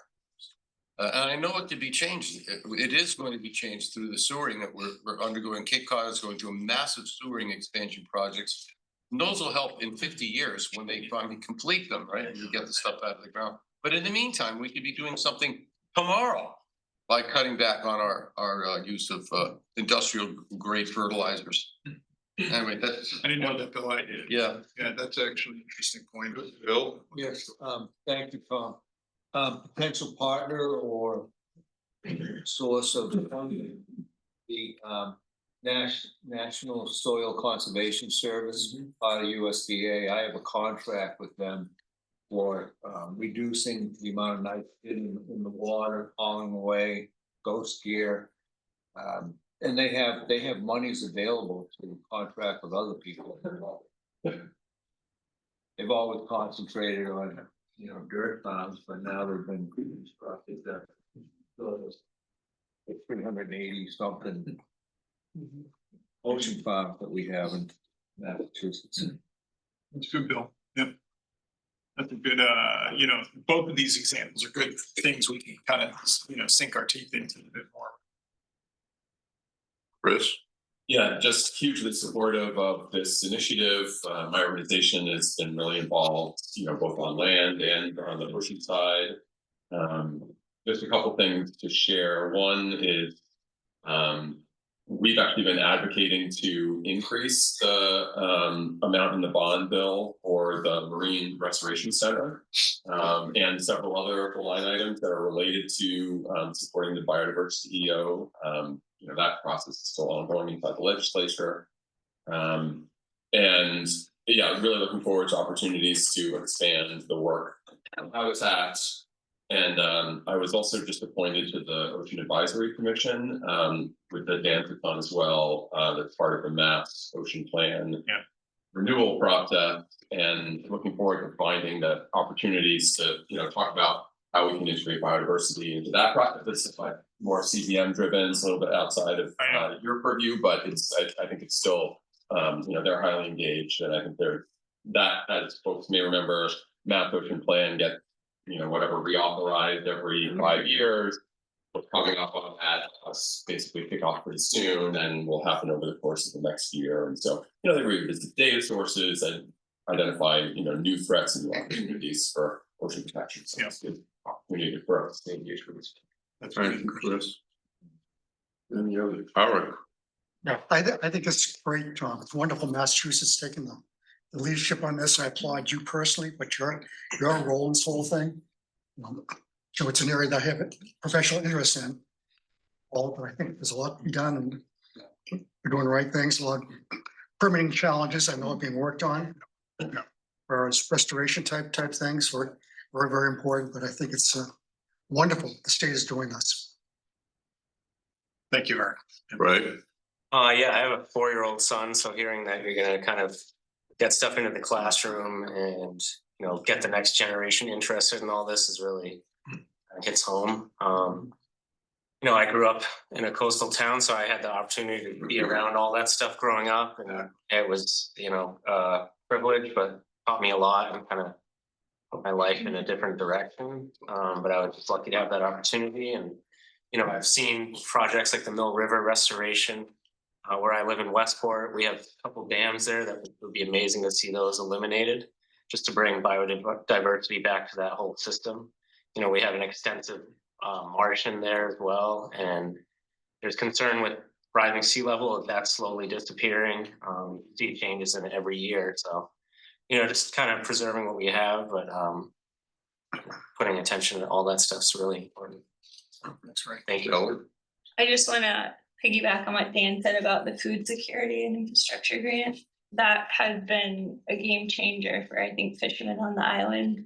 We were able to get a refrigerated truck that allows us to basically offer like a seafood public bus where like the fishermen can put this seafood on and we can then take it to where they want it to go off island. So you're not locked into like a set dealer, and you have a little bit more control of your catch. And the markets are so small on the island, it really expands these businesses. So it's been really essential in just providing, critical infrastructure on a rural island.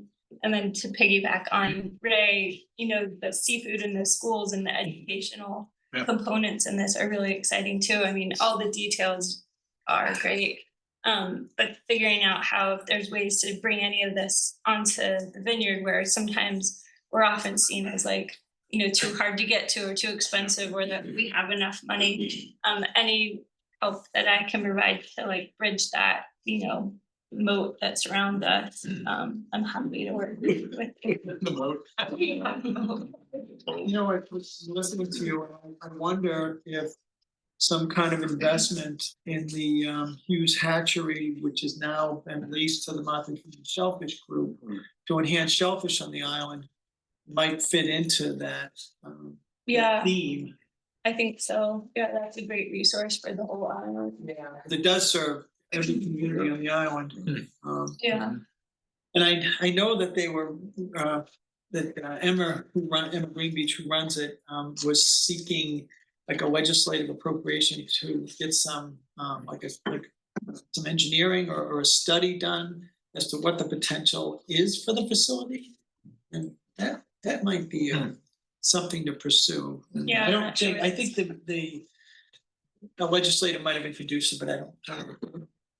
But that might be. This is a long-term project, so it might fall right into that goal nicely. Yeah, it's an important facility. Yeah. Chris, again? Yeah, just one more bite at the apple. 2 quick things. One, just to say, I thought it was great that there's a mention of the sort of hunters share the harvest type work. And just to, I think Shelley's group has done tremendous work on that, as has the Fishermen's Alliance, connecting, bringing healthy seafood into food banks. I mean, there's a huge amount of work that started in COVID and has really amplified and continued. And so just like, it's great to hear that lots of folks are working on it. The folks on the vineyard and the Cape have been killing it on that for a long time. And Shelley was a bit of our inspiration. Yeah, just really tremendous work. So just a shout out to them. And then one other thing I wanted to mention is in the ramp up to this biodiversity announcement, we did some public opinion polling.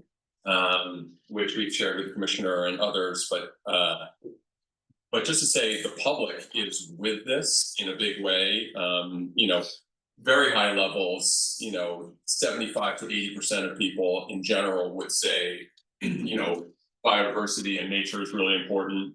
We should be reducing pollution. We should be expanding habitat protection. I mean, like huge public support for that.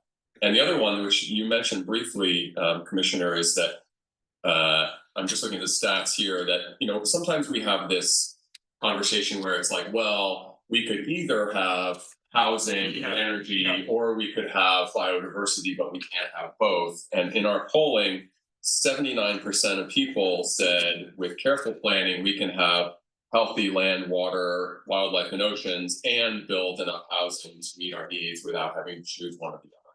I think that's like the space that we need to operate in, is like the both and space of, yes, we can have healthy nature, and we can have, development and economic prosperity and all of those things. Those aren't in opposition, they are in support of each other. And I think the public, actually, to see that come out as 79% of people said, like, yes, we agree with that. I was actually pretty surprised by that, because often it seems like we are forced to make that choice, and maybe the public is more behind that kind of like, yes, we can do all of those things. We can have our cake and eat it too. So I look forward to trying to make that happen. I just to say that it was great to have TNC kind of do this public polling, present the results to us. And one of my takeaways is that there was the 3 W's that people cared about the most, ranked the highest. It was water, their drinking water, the water quality. And 2 was like fish and wildlife, the animals, the fish. And 3 was way of life. And when I think, marine fisheries, it's kind of all 3, right? And so people, I think, ranked the marine fisheries and the importance of the ocean as pretty high, is importance. So I think it's pretty core to our work, and I think people are expecting us to do something about it. So it's great to get that input from all of you, specifically, what you think could help in your communities, in your industry, your whatever. I think that's really, really great. Is everybody good here? I'll just compliment you again. I find it hard to believe that you and 2 staff members put this all together. Honestly, just me too. But we had a big working group, DMF, Mass Wildlife, a whole bunch of people. Julia Hopkins, you've never met, the country right there. She put a beautiful report together. You got to see this report.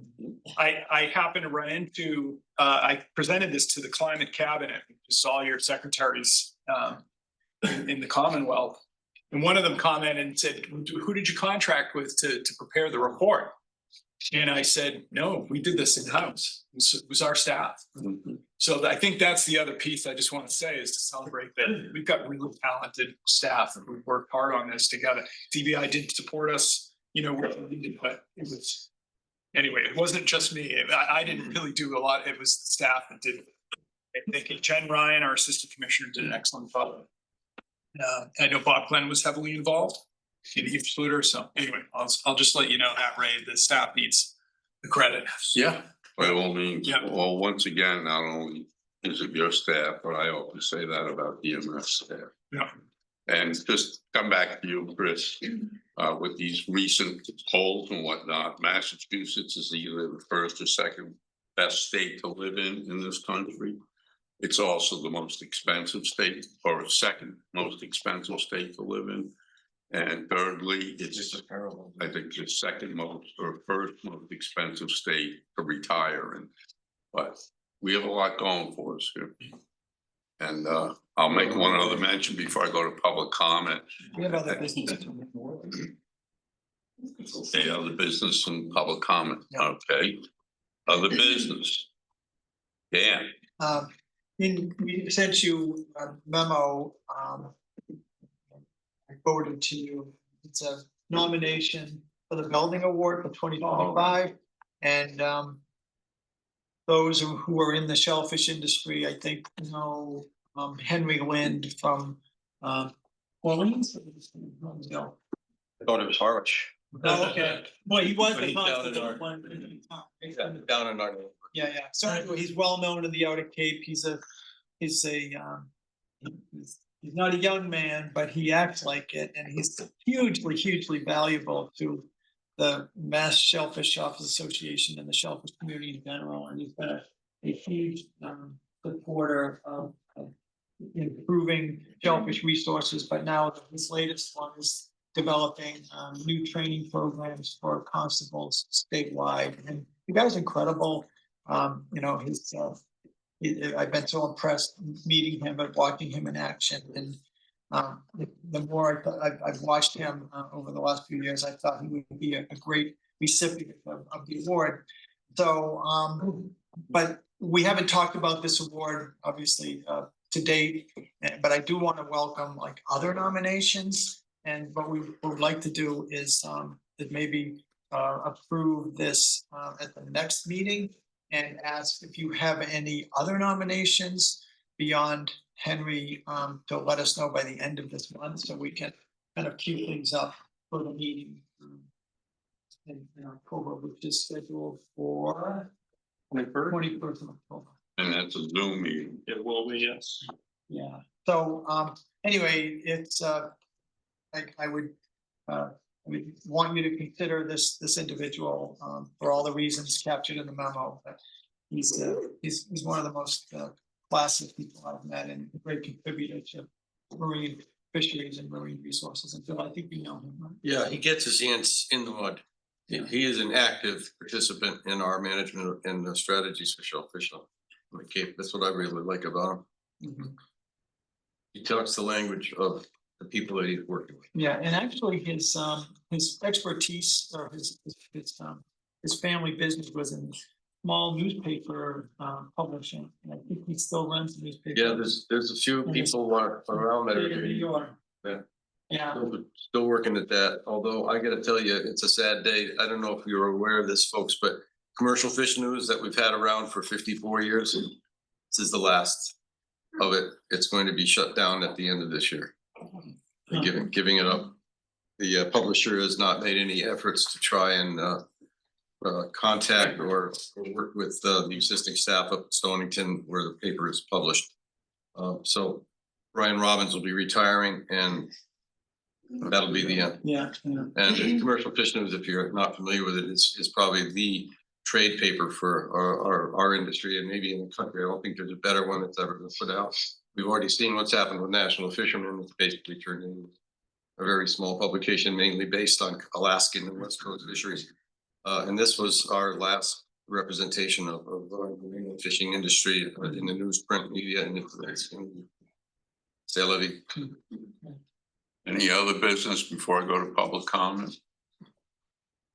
Chris? Just two quick things. One, Jared sent around an invite or an announcement about the MREC program, Marine Resource Education Program, which is pretty focused on federal fisheries, but is an incredible program. It's in, I think the one that you sent around happens in January.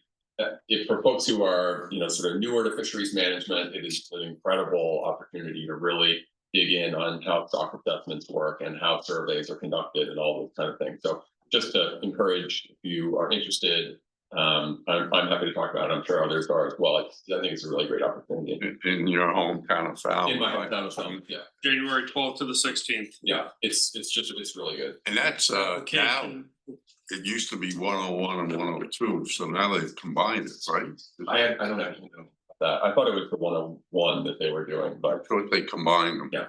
Anyway, it's you'll probably you'll have a chance to go see some of the gear using the survey, and anyway, I think it's a good opportunity.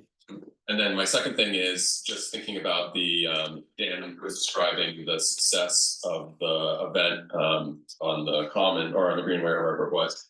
We're doing an event with Hagu restaurants on I don't think too many people live in Boston, but on Thursday, October 2nd, from 5:30 to 7, that's focused on green crabs. So again, using, in this case, invasive species in cooking. So it's just there'll be, it's on the Greenway right next to Night Shift Brewing. And I think they'll have free samples of whatever the chef there is making out of green crab. And anyway, might be garden. Sorry? What is it, garden? It's Hagu is the name of the restaurant. which I actually have never been there, but I'm gonna go on October 2nd, so. Sounds very. Thank you, Chris. I'm gonna move on to public comment. I have two gentlemen sitting over here. Please identify yourselves. Good afternoon, Phil Micho. I'm a commercial fisherman, primarily dragger fisherman. I've also lobster trap. I'm dragon, squid, horseshoe crab, fluke, cod, all of that, and sea scallop in northern Gulf of Maine. And everywhere else, Nantucket Lightship, all that. I want to mention that this morning I was in Nantucket Sound fishing horseshoe crabs for the lab. We're now down to a bait fishery, 300. We're trying to keep the lab going. I hope in the future that DMF can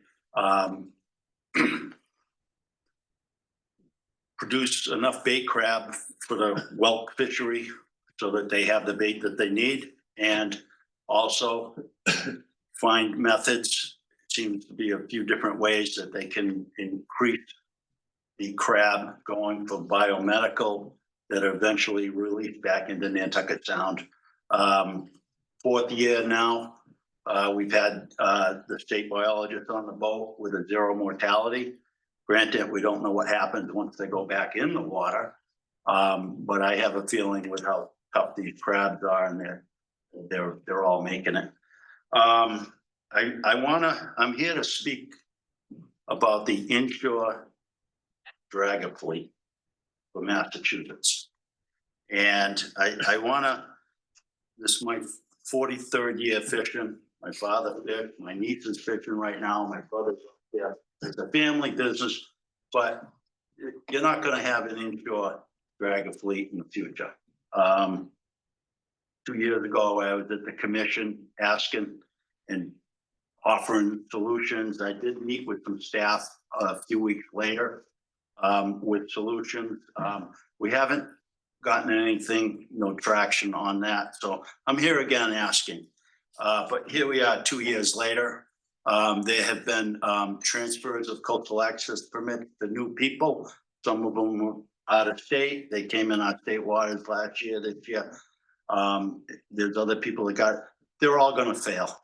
These guys are not gonna make it. The skill sets, so what we have access to is too difficult. They're not gonna make it, I'm afraid. I wanna see the inshore industry, us fishermen, survive. I started 43 years ago when we could fish at night. We could fish small mesh year round. We had access to everything. If you had an idea or something to catch, you had a market for it, you went for it. It was the Wild West. Things got reined in. Here we are, 30, 40 years later, and it has become so restrictive that we're strangled. And I recognize the difficulty that DMF has. They deal with the whales and coming up with solutions with the pot fishery. They're dealing with things that they didn't deal with 30, 40 years ago when they started implementing a lot of regulations on us. They got to monitor water quality. They're monitoring aquaculture.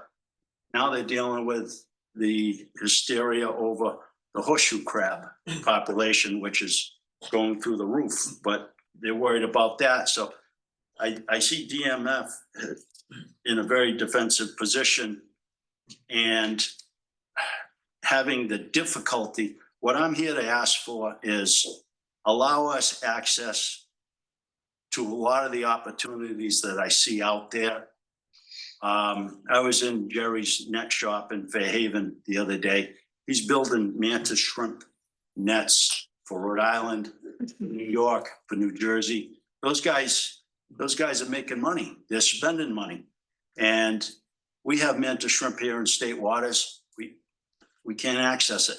I'm catching them in a 6.5 inch mesh.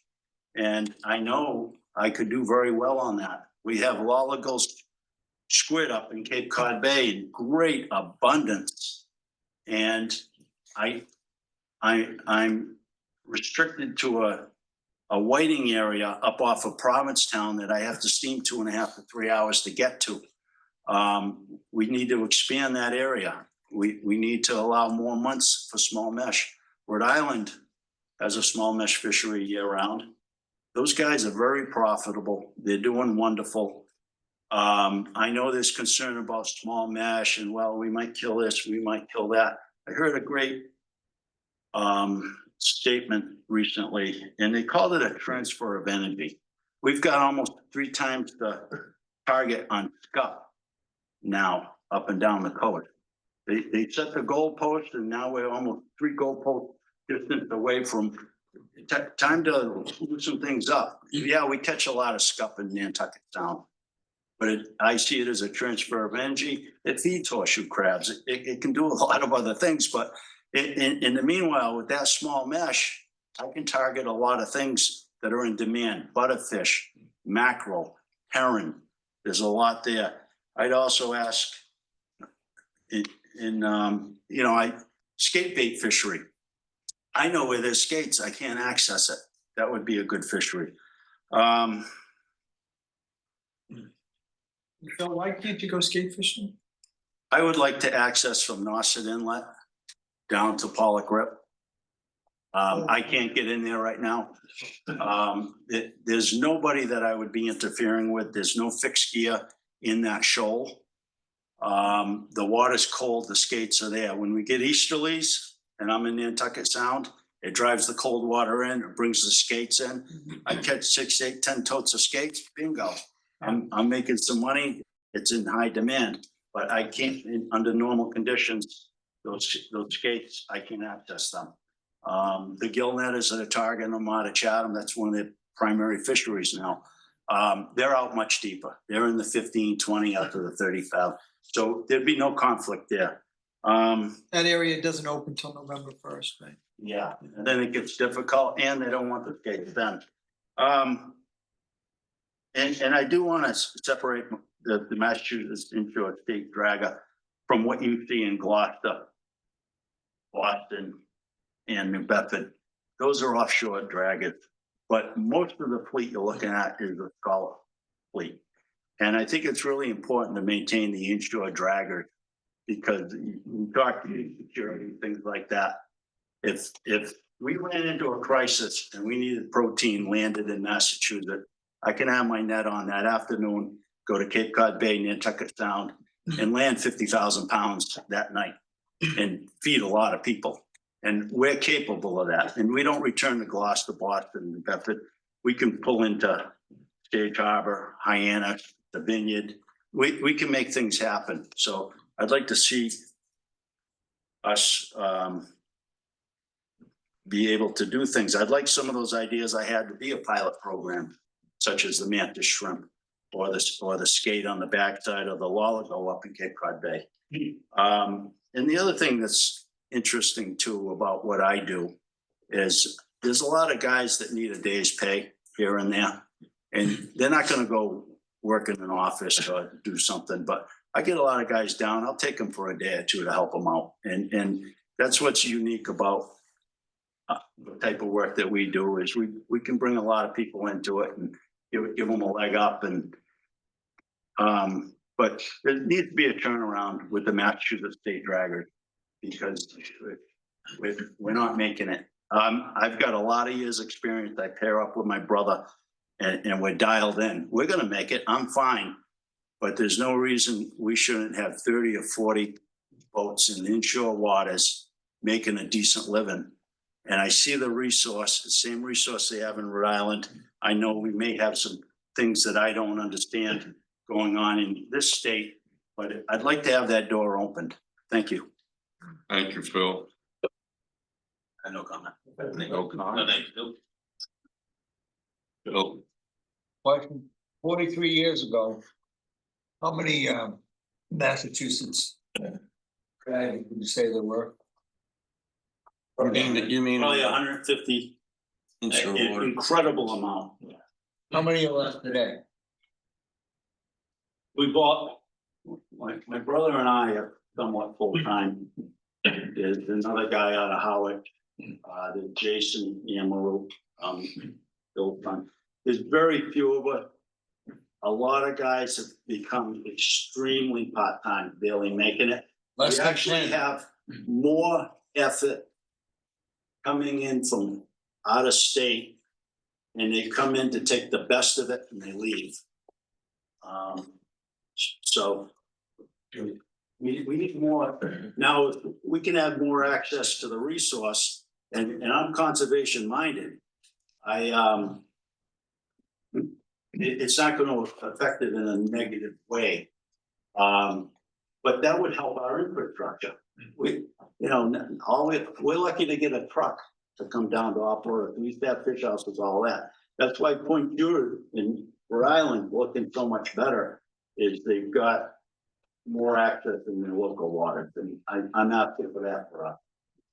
How many days of fishing would you say you get a year now? How many do I do a year? Yeah. Today with my, it depends on the species. And I can tow mobile gear year round.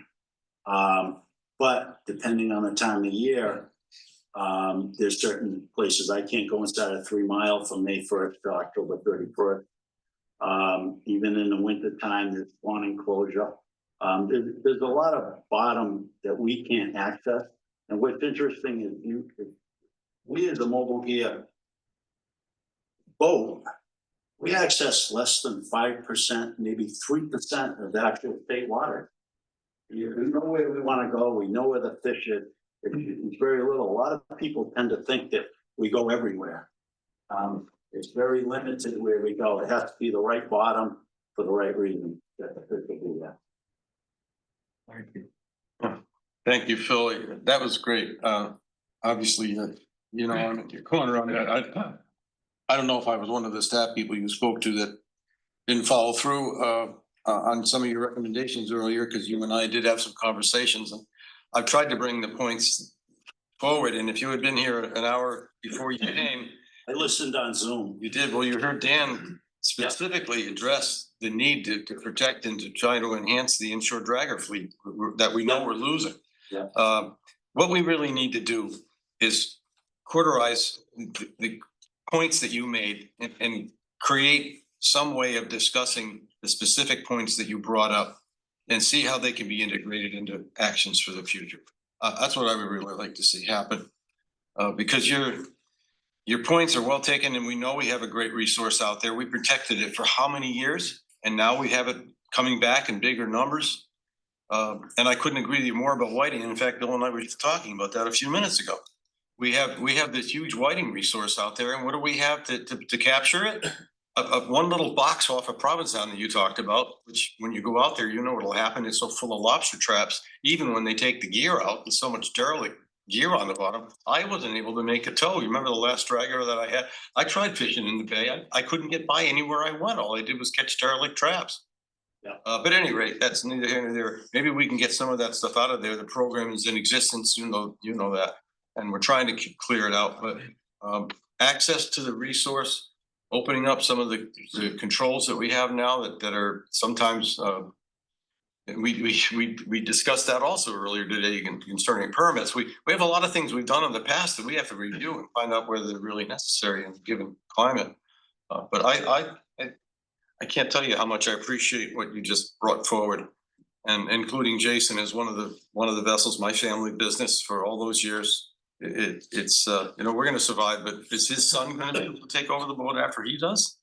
Your kids and your niece? It's the skill sets are too difficult. Maintaining a boat, the hydraulics, the electrical, the mechanical, and all of that, all the hydraulics of the winches and the net reels and the outriggers and hanging up on bottom and hanging up on different things and the tide and the wind, and there's too many.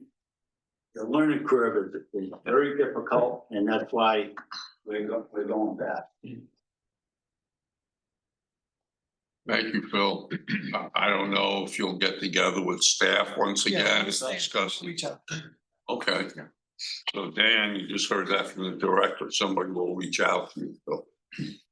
And Bill, maybe you want to get involved in that. I would very much volunteer to do whatever I could. Okay, if there's no, anybody online, Karen, for other business? So they don't. Oh, okay. So If everybody has said their piece, I need a motion to adjourn. So moved. Second. Thank you, Chris. Thank you, Ray. Meeting adjourned until October 21. That's a Zoom. Jared, what time is the meeting at? Yes. Maybe I'll